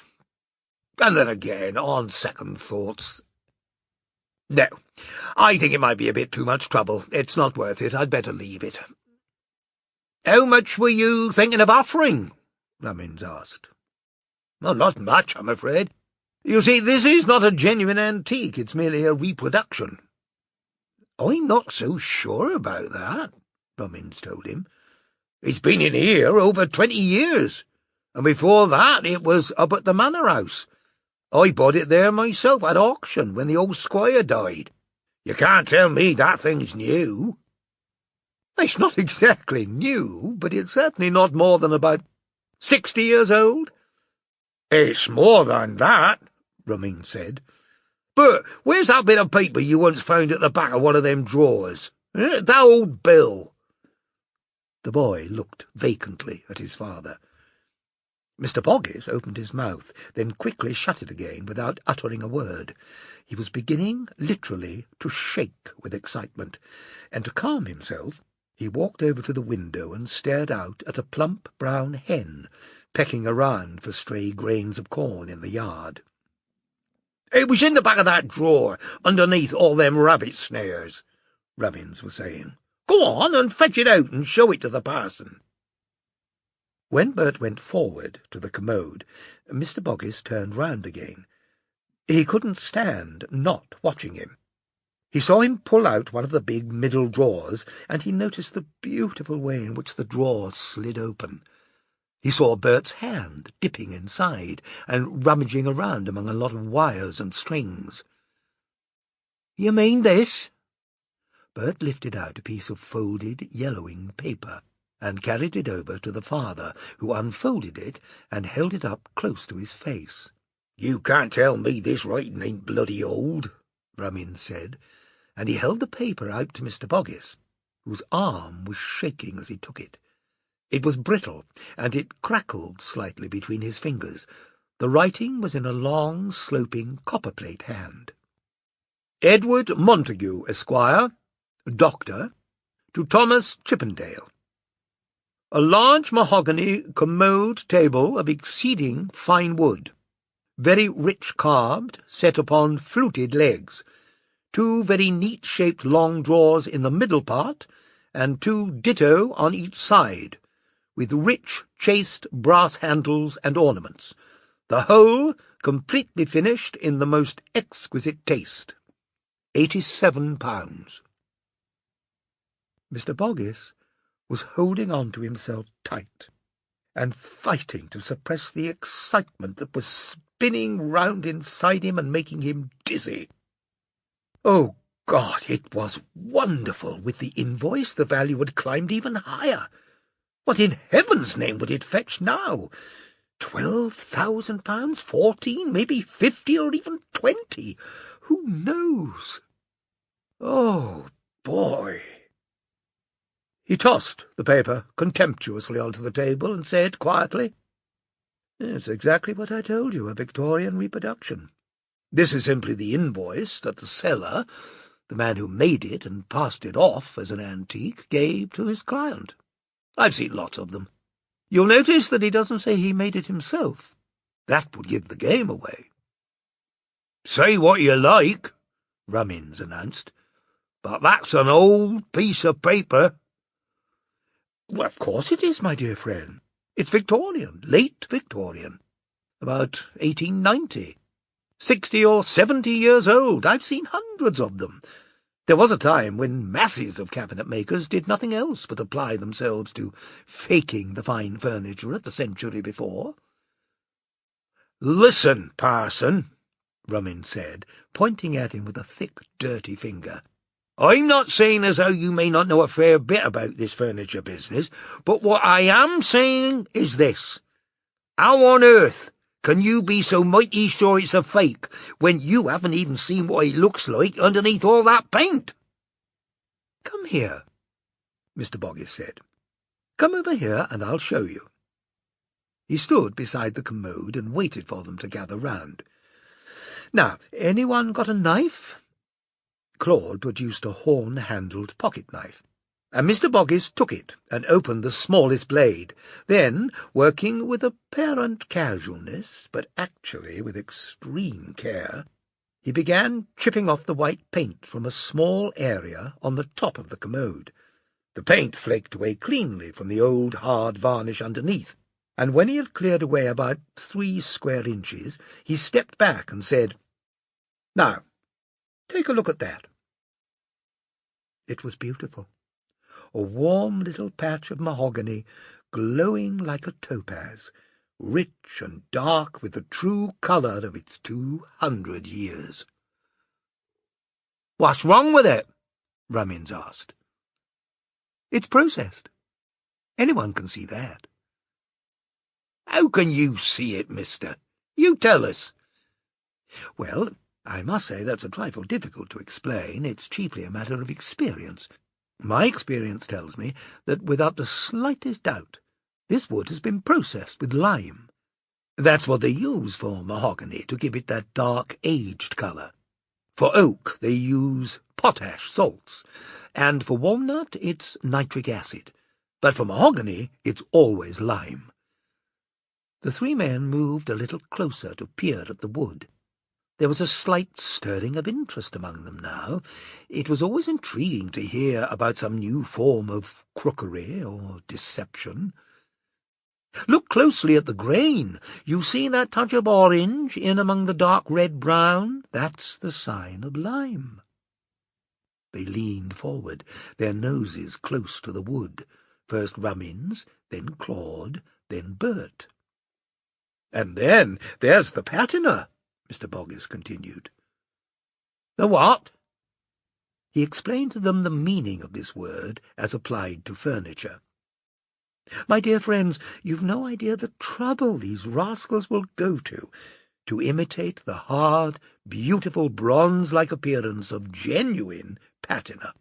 It's terrible, really terrible, and it makes me quite sick to speak of it. He was spitting each word sharply off the tip of the tongue and making a sour mouth to show his extreme distaste. The men waited, hoping for more secrets. The time and trouble that some mortals will go to in order to deceive the innocent, Mr. Boggis cried. It's perfectly disgusting. Do you know what they did here, my friends? I can recognize it clearly. I can almost see them doing it. The long, complicated ritual of rubbing the wood with linseed oil, coating it over with French polish that has been cunningly coloured, brushing it down with pumice stone and oil, beeswaxing it with a wax that contains dirt and dust, and finally giving it the heat treatment to crack the polish, so that it looks like 200-year-old varnish. It really upsets me to contemplate such knavery. The three men continued to gaze at the little patch of dark wood. "Feel it," Mr. Boggis ordered. "Put your fingers on it. There. How does it feel? Warm or cold?" "It feels cold," Ramin said. "Exactly, my friend. It happens to be a fact that faked patina is always cold to the touch. Real patina has a curiously warm feel to it." "This feels normal," Ramin said, ready to argue. "No, sir, it's cold. But, of course, it takes an experienced and sensitive fingertip to pass a positive judgment. You couldn't really be expected to judge this any more than I could be expected to judge the quality of your barley. Everything in life, my dear sir, is experience." The men were staring at this queer, moon-faced clergyman with the bulging eyes, not quite so suspiciously now, because he did seem to know a bit about his subject, but they were still a long way from trusting him. Mr. Boggis bent down and pointed to one of the metal drawer handles on the commode. "This is another place where the fakers go to work," he said. "Old brass normally has a colour and character of its own. Did you know that?" They stared at him, hoping for still more secrets. "But the trouble is that they've become exceedingly skilled at matching it. In fact, it's almost impossible to tell the difference between genuine old and faked old. I don't mind admitting that it has me guessing. So there's not really any point in our scraping the paint off these handles. We wouldn't be any the wiser." "How can you possibly make new brass look like old?" Claude said. "Brass doesn't rust, you know." "You are quite right, my friend. But these scoundrels have their own secret methods." "Such as what?" Claude asked. Any information of this nature was valuable in his opinion. One never knew when it might come in handy. "All they have to do," Mr. Boggis said, "is to place these handles overnight in a box of mahogany shavings, saturated in sal ammoniac. The sal ammoniac turns the metal green, but if you rub off the green, you will find underneath it a fine, soft, silvery warm lustre, a lustre identical to that which comes with very old brass. Oh, it is so bestial, the things they do. With iron they have another trick." "What do they do with iron?" Claude asked, fascinated. "Iron's easy," Mr. Boggis said. "Iron locks and plates and hinges are simply buried in common salt, and they come out all rusted and pitted in no time." "All right," Ramin said. "So you admit you can't tell about the handles. For all you know, they may be hundreds and hundreds of years old. Correct?" "Ah," Mr. Boggis whispered, fixing Ramin's with two big bulging brown eyes. "That's where you're wrong. What's this?" From his jacket pocket he took out a small screwdriver. At the same time, although none of them saw him do it, he also took out a little brass screw, which he kept well hidden in the palm of his hand. Then he selected one of the screws in the commode, there were 4 to each handle, and began carefully scraping all traces of white paint from its head. When he had done this, he started slowly to unscrew it. "If this is a genuine old brass screw from the 18th century," he was saying, "the spiral will be slightly uneven, and you'll be able to see quite easily that it has been hand-cut with a file. But if this brass work is faked from more recent times, Victorian or later, then obviously the screw will be of the same period. It will be a mass-produced, machine-made article. Anyone can recognize a machine-made screw. Well, we shall see." It was not difficult, as he put his hands over the old screw and drew it out, for Mr. Boggis to substitute the new one hidden in his palm. This was another little trick of his, and through the years it had proved a most rewarding one. The pockets of his clergyman's jacket were always stocked with a quantity of cheap brass screws of various sizes. "There you are," he said, handing the modern screw to Rummins. "Take a look at that. Notice the exact evenness of the spiral. See it? Of course you do. It's just a cheap common little screw you yourself could buy today in any ironmonger's in the country." The screw was handed round from one to the other, each examining it carefully. Even Rummins was impressed now. Mr. Boggis put the screwdriver back in his pocket, together with the fine hand-cut screw that he'd taken from the commode, and then he turned and walked slowly past the 3 men towards the door. "My dear friends," he said, pausing at the entrance to the kitchen, "it was so good of you to let me peep inside your little home. So kind. I do hope I haven't been a terrible old bore." Rummins glanced up from examining the screw. "You didn't tell us what you were going to offer," he said. "Ah," Mr. Boggis said, "that's quite right. I didn't, did I? Well, to tell you the honest truth, I think it's all a bit too much trouble. I think I'll leave it." "How much would you give?" "You mean you really wish to part with it?" "I didn't say I wish to part with it. I asked you how much." Mr. Boggis looked across at the commode, and he laid his head first to one side, then to the other, and he frowned and pushed out his lips and shrugged his shoulders and gave a little scornful wave of the hand, as though to say the thing was hardly worth thinking about, really, was it? "Shall we say £10? I think that will be fair." £10? Rummins cried. "Don't be so ridiculous, Parson, please." "It's worth more than that for firewood," Claude said, disgusted. "Look here at the bill," Rummins went on, stabbing that precious document so fiercely with his dirty forefinger that Mr. Boggis became alarmed. "It tells you exactly what it cost. £87, and that's when it was new. Now it's antique, it's worth double." "If you'll pardon me, no, sir, it's not. It's a second-hand reproduction. But I'll tell you what, my friend, I'm being rather reckless, I can't help it. I'll go up as high as £15. How's that?" "Make it 50, Rummins said.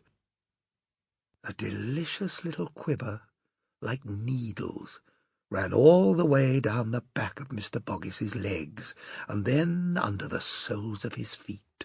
He had it now. It was his. No question about that. But the habit of buying cheap as it was humanly possible to buy, acquired by years of necessity and practice, was too strong in him now to permit him to give in so easily. "My dear man," he whispered softly, "I only want the legs. Possibly I could find some use for the drawers later on.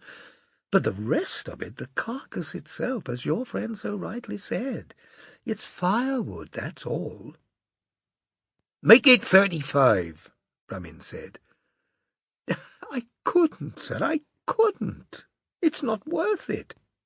And I simply mustn't allow myself to haggle like this about a price. It's all wrong. I'll make you one final offer and then I must go. £20. I'll take it, Rummins snapped. It's yours. Oh dear, Mr. Boggis said, clasping his hands. There I go again. I should never have started this in the first place. You can't back out now, Parson. A deal's a deal. Yes, I know. How are you going to take it? Well, let me see. Perhaps if I were to drive my car up into the yard, you gentlemen will be kind enough to help me load it? In a car? This thing'll never go in a car. You'll need a truck for this. I don't think so. Anyway, we'll see. My car's on the road. I'll be back in a jiffy. We'll manage it somehow, I'm sure. Mr. Boggis walked out into the yard and through the gate and then down the long track that led across the field towards the road. He found himself giggling quite uncontrollably, and there was a feeling inside him as though hundreds and hundreds of tiny bubbles were rising up from his stomach and bursting merrily in the top of his head like sparkling water. All the buttercups in the field were suddenly turning into golden sovereigns, glistening in the sunlight. The ground was littered with them, and he swung off the track onto the grass so that he could walk among them and tread on them and hear the little metallic tinkle they made as he kicked them around with his toes. He was finding it difficult to stop himself from breaking into a run, but clergymen never run. They walk slowly. Walk slowly, Boggis. Keep calm, Boggis. There's no hurry now. The commode is yours. Yours for £20, and it's worth 15 or 20,000. The Boggis commode. In 10 minutes it'll be loaded into your car. It'll go in easily, and you'll be driving back to London and singing all the way. Mr. Boggis driving the Boggis commode home in the Boggis car. Historic occasion. What wouldn't a newspaperman give to get a picture of that? Should he arrange it? Perhaps he should. Wait and see. Oh, glorious day! Oh, lovely, sunny summer day! Oh, glory be! Back in the farmhouse, Rummins was saying, Fancy that old bastard giving £20 for a load of junk like this. You did very nicely, Mr. Rummins, Claude told him. You think he'll pay you? We don't put it in the car till he do. And what if it won't go in the car? Claude asked. You know what I think, Mr. Rummins? You want my honest opinion? I think the bloody thing's too big to go in the car. And then what happens? Then he's going to say to hell with it and just drive off without it, and you'll never see him again. Nor the money either. He didn't seem all that keen on having it, you know. Rummins paused to consider this new and rather alarming prospect. How can a thing like that possibly go in a car? Claude went on relentlessly. A parson never has a big car anyway. You ever seen a parson with a big car, Mr. Rummins? I can't say I have. Exactly. And now, listen to me. I've got an idea. He told us, didn't he, that it was only the legs he was wanting. Right? So, all we got to do is cut 'em off. Quick, right here on the spot before he comes back. Then it'll be sure to go in the car. All we're doing is saving him the trouble of cutting them off himself when he gets home. How about it, Mr. Rummins? Claude's flat bovine face glimmered with a mawkish pride. It's not such a bad idea at that, Rummins said, looking at the commode. In fact, it's a bloody good idea. Come on then, we'll have to hurry. You and Bert carry it out into the yard. I'll get the saw. Take the drawers out first. Within a couple of minutes, Claude and Bert had carried the commode outside and had laid it upside down in the yard, amidst the chicken droppings and cow dung and mud. In the distance, halfway across the field, they could see a small black figure striding along the path towards the road. They paused to watch. There was something rather comical about the way in which this figure was conducting itself. Every now and again it would break into a trot. Then it did a kind of hop, skip, and jump, and once it seemed as though the sound of a cheerful song came rippling faintly to them from across the meadow. "I reckon he's balmy," Claude said, and Bert grinned darkly, rolling his misty eyes slowly round in its socket. Rummins came waddling over from the shed, squat and frog-like, carrying a long saw. Claude took the sword away from him and went to work. "Cut 'em close," Rummins said. "Don't forget he's going to use 'em on another table." The mahogany was hard and very dry, and as Claude worked, a fine red dust sprayed out from the edge of the saw and fell softly to the ground. One by one the legs came off, and when they were all severed, Bert stooped down and arranged them carefully in a row. Claude stepped back to survey the results of his labour. There was a longish pause. "Just let me ask you one question, Mr. Rummins," he said slowly. "Even now, could you put that enormous thing into the back of a car?" "Not unless it was a van." "Correct," Claude cried.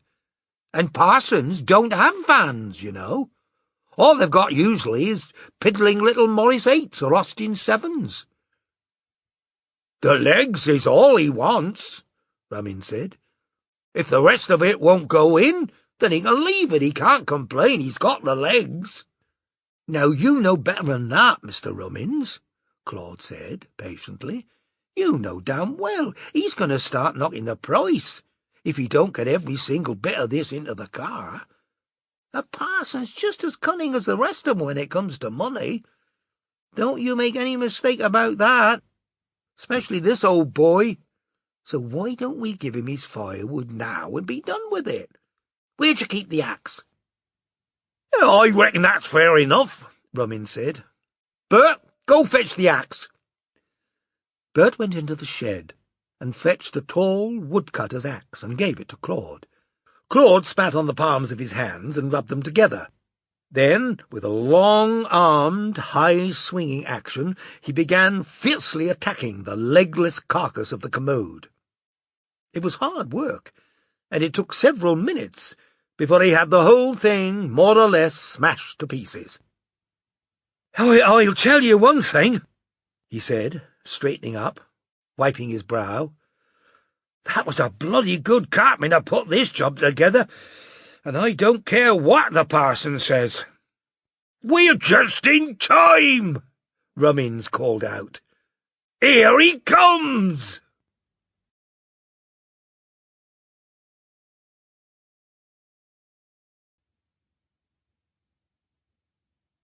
Without in any way wishing to blow my own trumpet, I think that I can claim to being in most respects a moderately well-matured and rounded individual.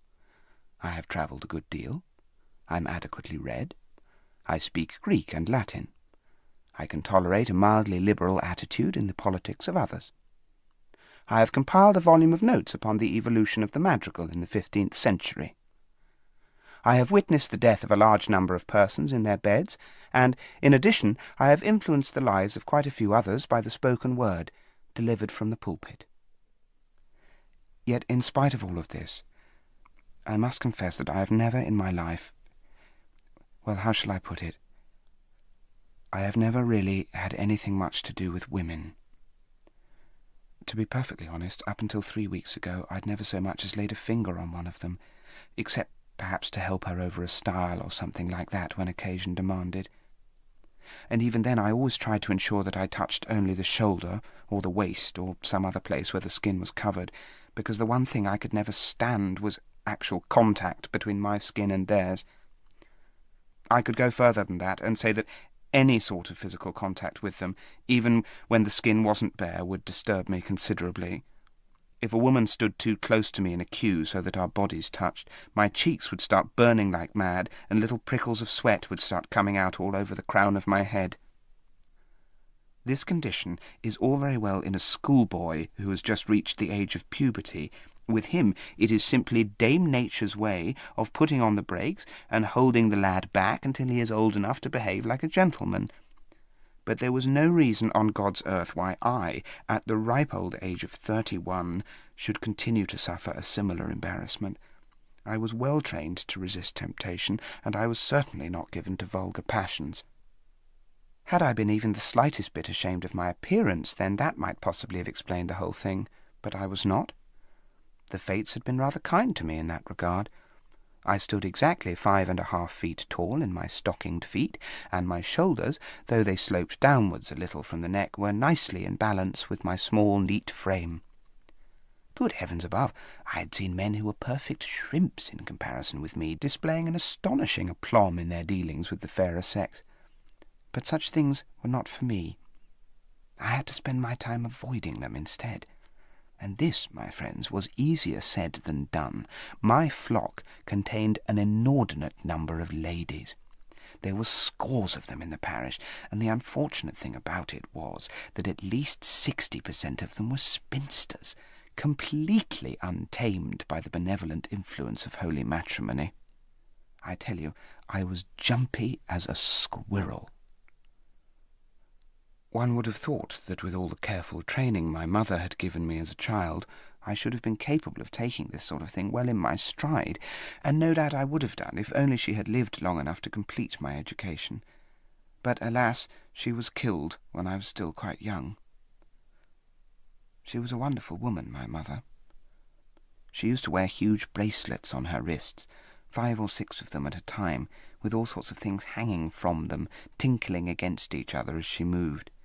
It didn't matter where she was, you could always find her by listening for the noise of those bracelets. It was better than a cowbell. I was exactly 10 years old when she started giving me detailed lectures on the subject of sex.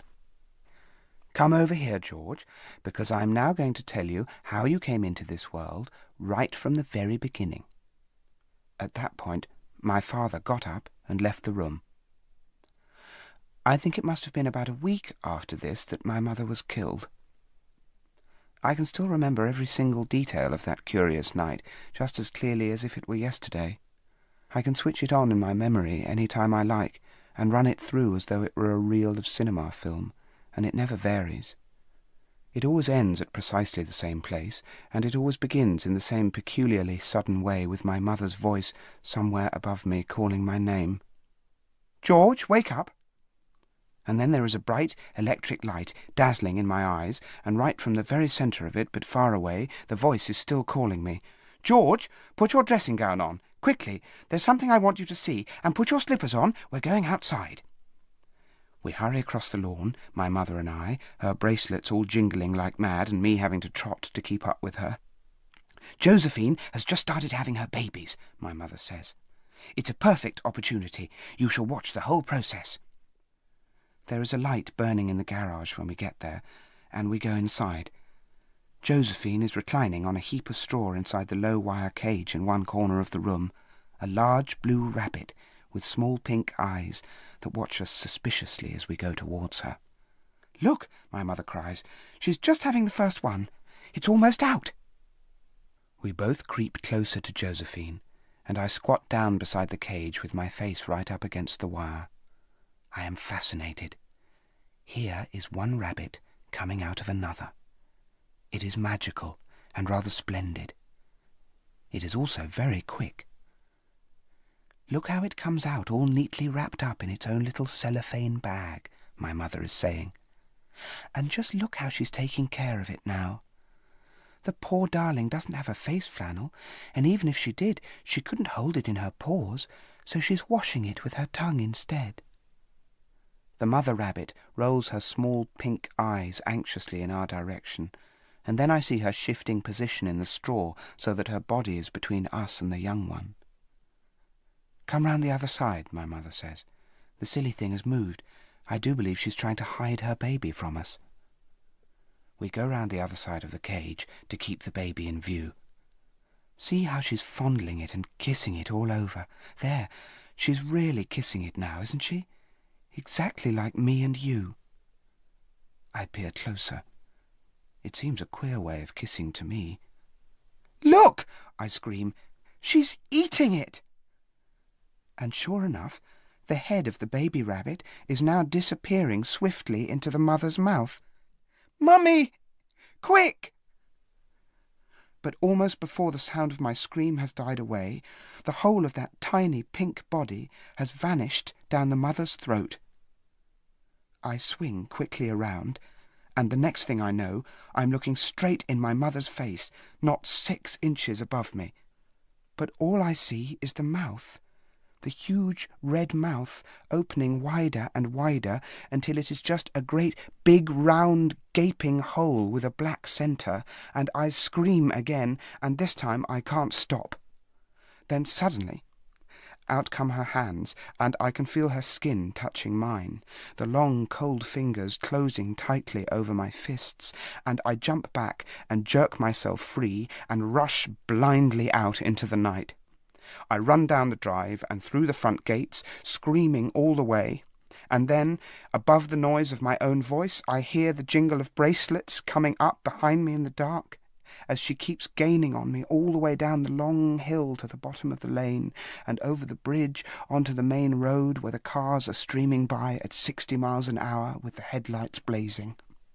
Then somewhere behind me I hear the screech of tyres skidding on the road surface, and then there is silence, and I notice suddenly that the bracelets aren't jingling behind me any more.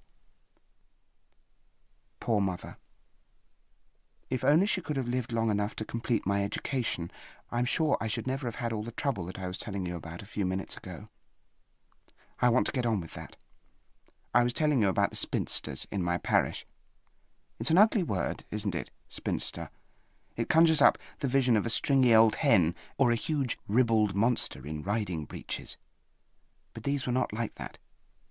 They were a clean, healthy, well-built group of females, the majority of them highly bred and surprisingly wealthy, and I feel sure that the average unmarried man would have been gratified to have them around. In the beginning, when I first came to the vicarage, I didn't have too bad a time. I enjoyed a measure of protection, of course, by reason of my calling and my cloth. In addition, I myself adopted a cool, dignified attitude that was calculated to discourage familiarity. I was very happy. I was feeling better than I had in years. This was what I called my first period, and it extended over approximately 6 months. Then came trouble. I suppose I should have known that a healthy male like myself couldn't hope to evade embroilment indefinitely by simply keeping a fair distance between himself and the ladies. I would see them eyeing me covertly across the room at a whist drive, whispering to one another, and sometimes I overheard snatches of their talk. What a shy person. He needs companionship. We must teach him how to relax. And then slowly, as the weeks went by, they began to stalk me. That was my second period.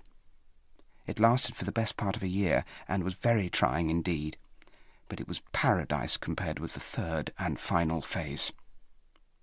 For now, instead of sniping at me sporadically from far away, the attackers suddenly came charging out of the wood with bayonets. The first offender was Miss Elphinstone, a large woman with moles. I had dropped in on her during the afternoon to solicit a contribution towards a new set of bellows for the organ, and after some pleasant conversation in the library, she had graciously handed me a cheque for 2 guineas. I told her not to bother to see me to the door, and I went out into the hall to get my hat, when all at once, she must have come tiptoeing up behind me, all at once I felt a bare arm sliding through mine, and 1 second later her fingers were entwined in my own, and she was squeezing my hand hard. "Are you really so very reverend as you're always pretending to be?" she whispered. All I can tell you is that when that arm of hers came sliding in under mine, it felt exactly as though a cobra was coiling itself around my wrist. I leapt away, pulled open the front door, and fled down the drive without looking back. The very next day we held a jumble sale in the village hall, and towards the end I was standing in a quiet corner drinking a cup of tea when I heard a voice beside me saying, "Dear me, what a hungry look you have in those eyes of yours." The next instant a long curvaceous body was leaning up against mine, and a hand with red fingernails was trying to push a thick slice of coconut cake into my mouth. "Miss Prattley," I cried, "please!" But she'd got me up against the wall with a teacup in one hand and a saucer in the other, and I was powerless to resist, and if my mouth hadn't quickly become full of cake, I honestly believe I would have started to scream. There was worse to come. The next day it was Miss Unwin. Now, Miss Unwin happened to be a close friend of Miss Elphinstone's and of Miss Prattley's, and this should have been enough to make me very cautious. Yet who would have thought that she, of all people, Miss Unwin, that quiet, gentle little mouse, that she would ever have taken a liberty with anyone? So when she asked me to accompany her down to the crypt to show her the Saxon murals, it never entered my head that there was devilry afoot. But there was. I don't propose to describe that encounter. It was too painful. And the ones that followed were no less savage. The faster I retreated, the faster they came after me. Women are like that. Nothing stimulates them quite so much as a display of modesty, and they become doubly persistent if underneath they happen to detect, and here I have a difficult confession to make, if they happen to detect, as they did in me, a little secret gleam of longing shining in the backs of the eyes. You see, actually I was mad about women. Yes, I know. You will find this hard to believe after all I have said, but it was perfectly true. You must understand, it was only when they touched me that I became alarmed. Providing they remained at a safe distance, I could watch them for hours on end. I could get enormously excited from just watching a girl walk across the room in a tight dress.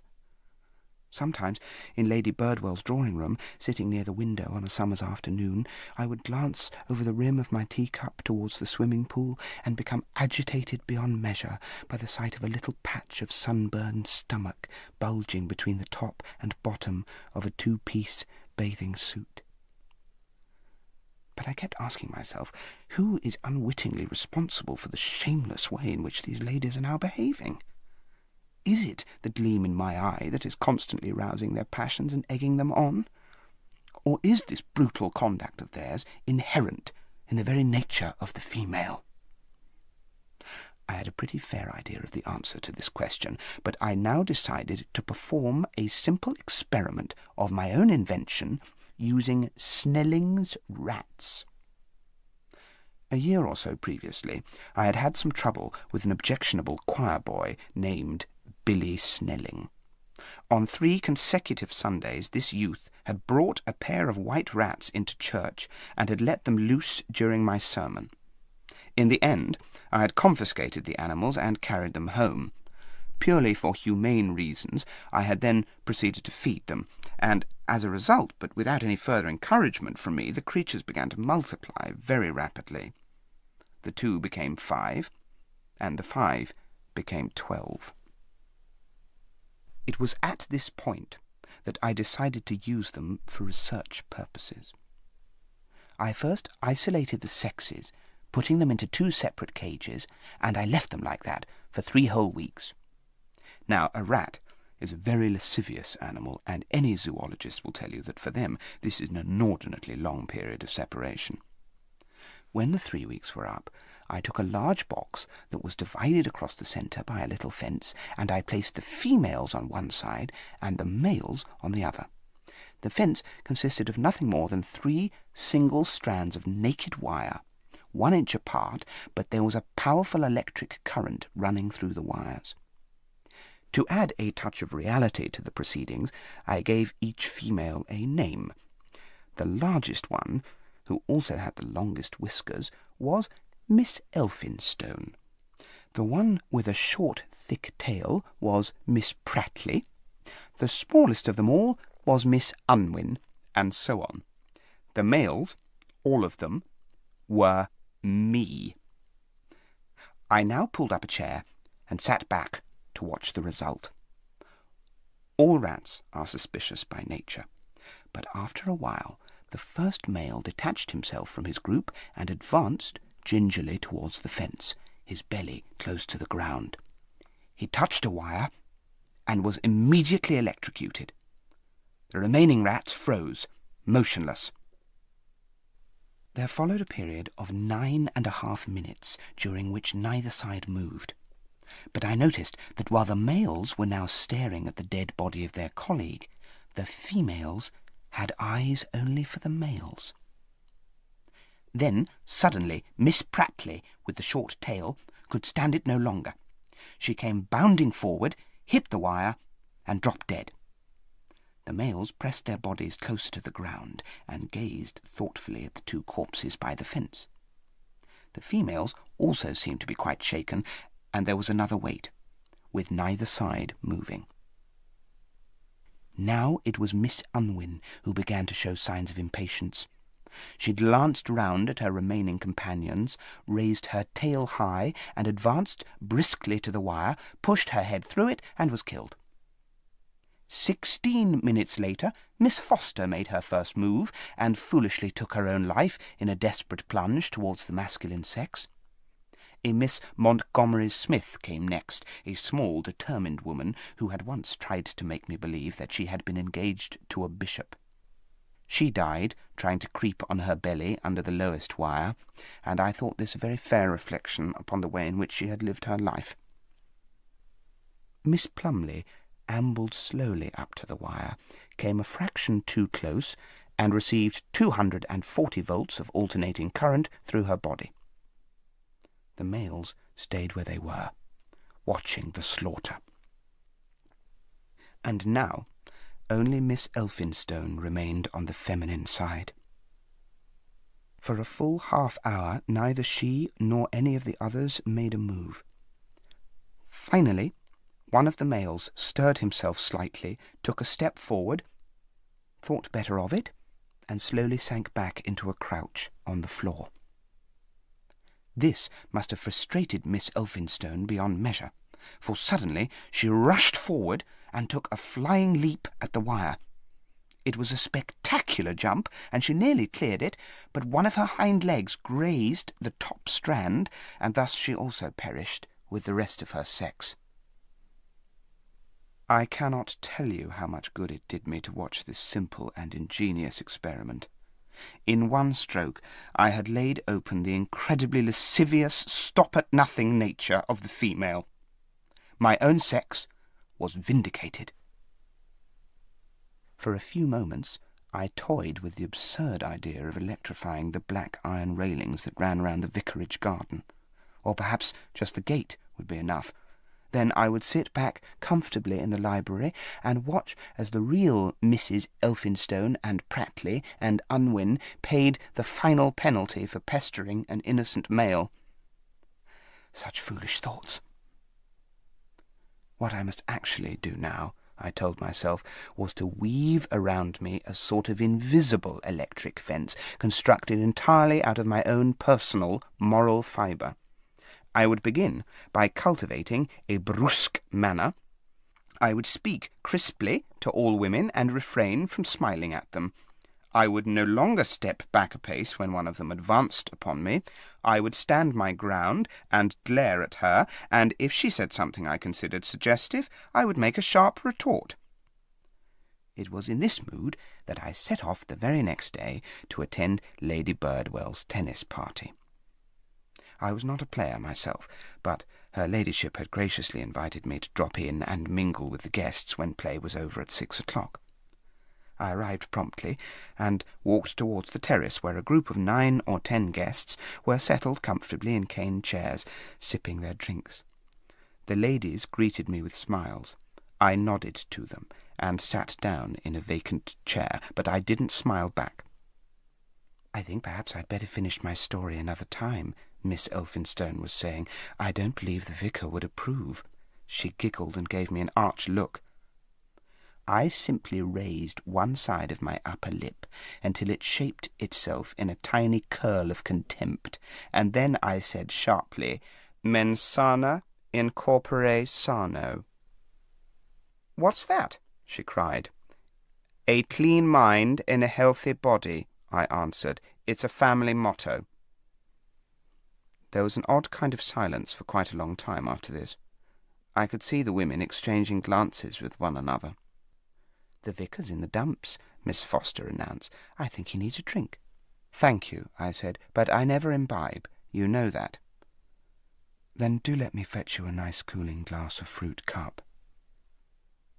This last sentence came softly and rather suddenly from someone just behind me, and there was a note of such genuine concern in the speaker's voice that I turned round.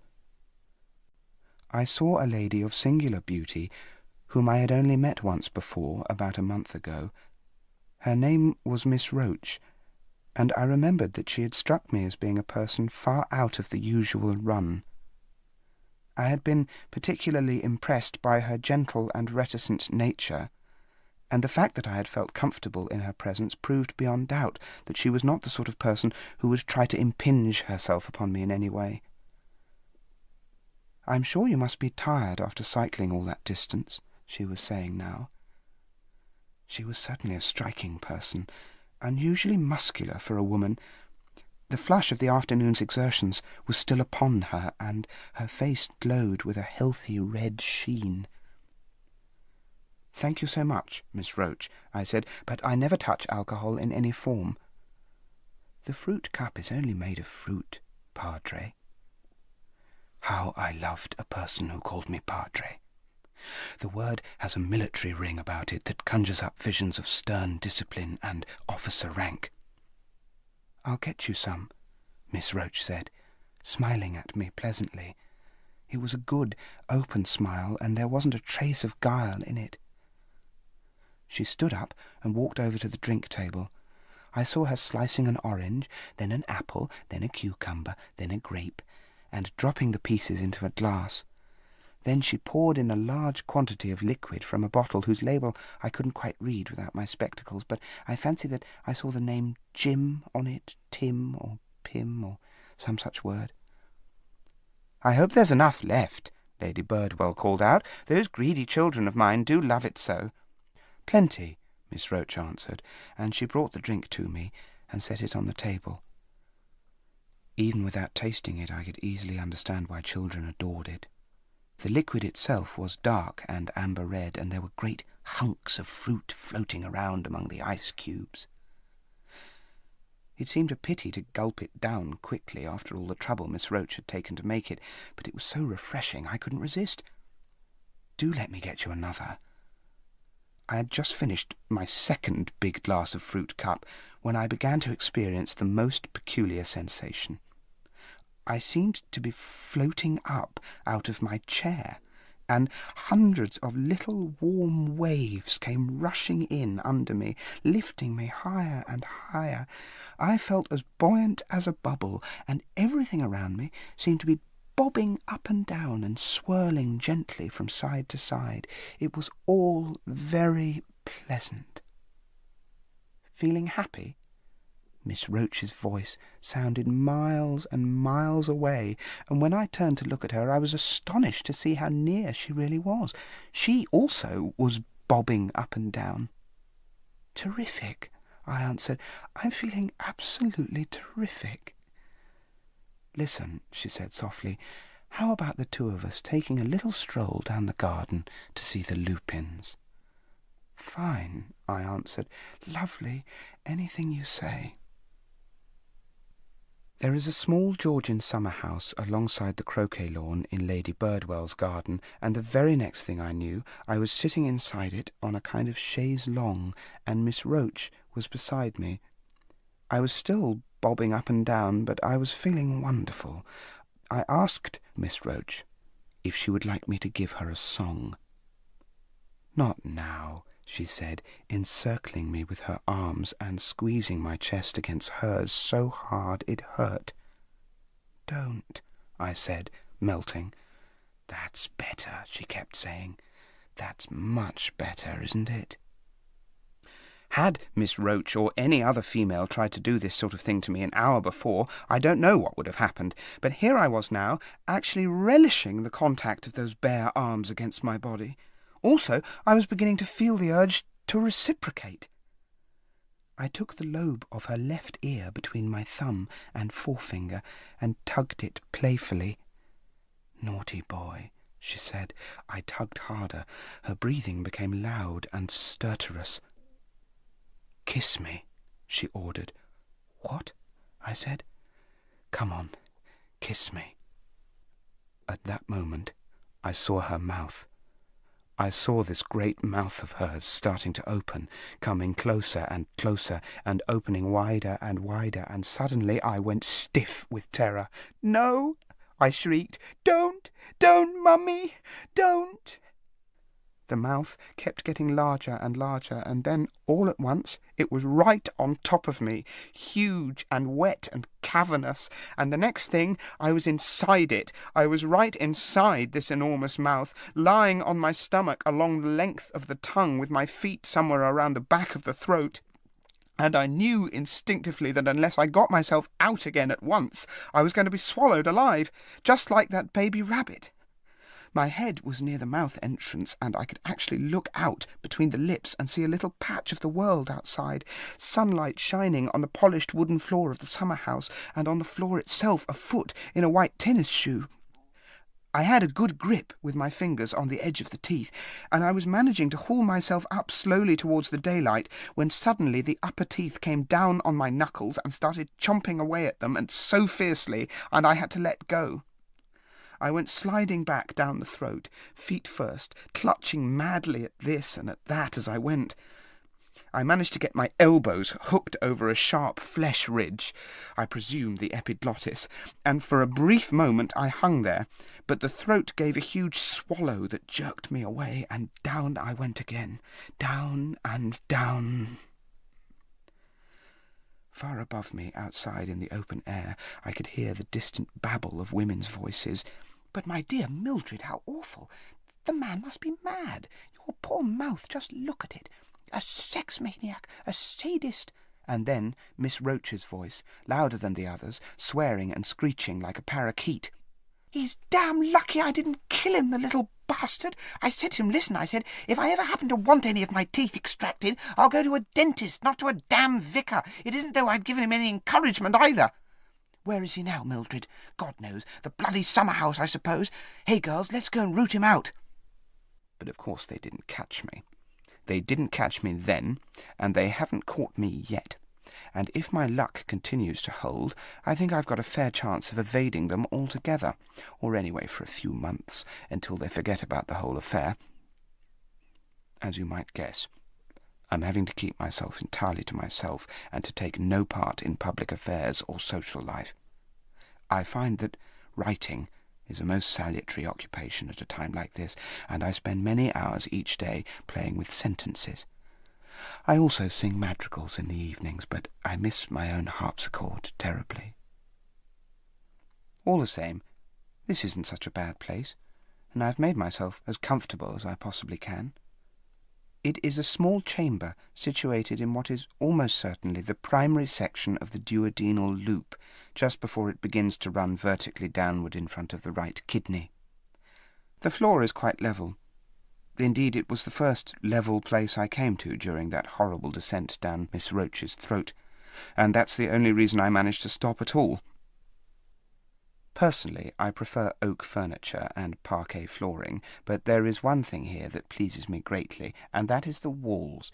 They are lovely and soft, like a sort of padding, and the advantage of this is that I can bounce up and down against them as much as I wish without hurting myself.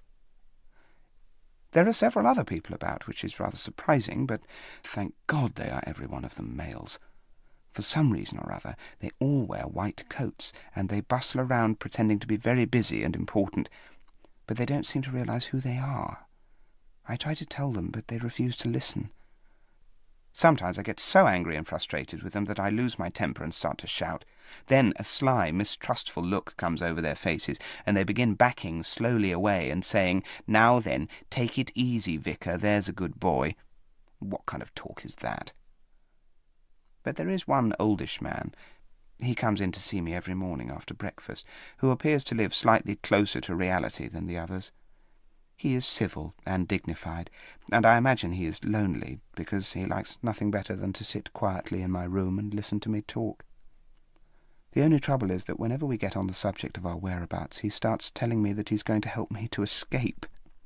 He said it again this morning, and we had quite an argument about it. "But can't you see," I said patiently, "I don't want to escape." "My dear vicar, why ever not?" "I keep telling you because they're all searching for me outside." "Who?" "Miss Elphinstone and Miss Roach and all the rest of them, and I imagine they're after you as well." "No, my friend, they're not after me." "Then may I ask precisely what you are doing down here?" That's a bit of a stumper for him, that one.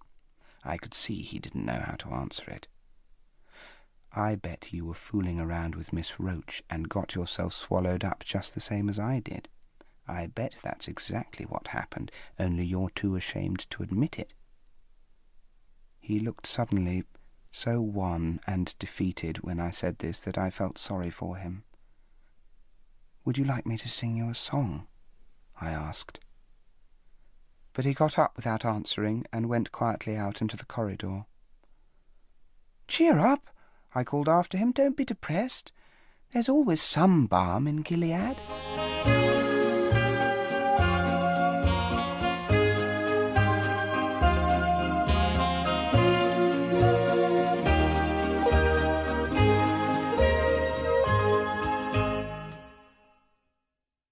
Every one of them males. For some reason or other, they all wear white coats, and they bustle around pretending to be very busy and important, but they don't seem to realize who they are. I try to tell them, but they refuse to listen. Sometimes I get so angry and frustrated with them that I lose my temper and start to shout. Then a sly, mistrustful look comes over their faces, and they begin backing slowly away and saying, "Now then, take it easy, vicar, there's a good boy." What kind of talk is that? But there is one oldish man, he comes in to see me every morning after breakfast, who appears to live slightly closer to reality than the others. He is civil and dignified, and I imagine he is lonely, because he likes nothing better than to sit quietly in my room and listen to me talk. The only trouble is that whenever we get on the subject of our whereabouts, he starts telling me that he's going to help me to escape.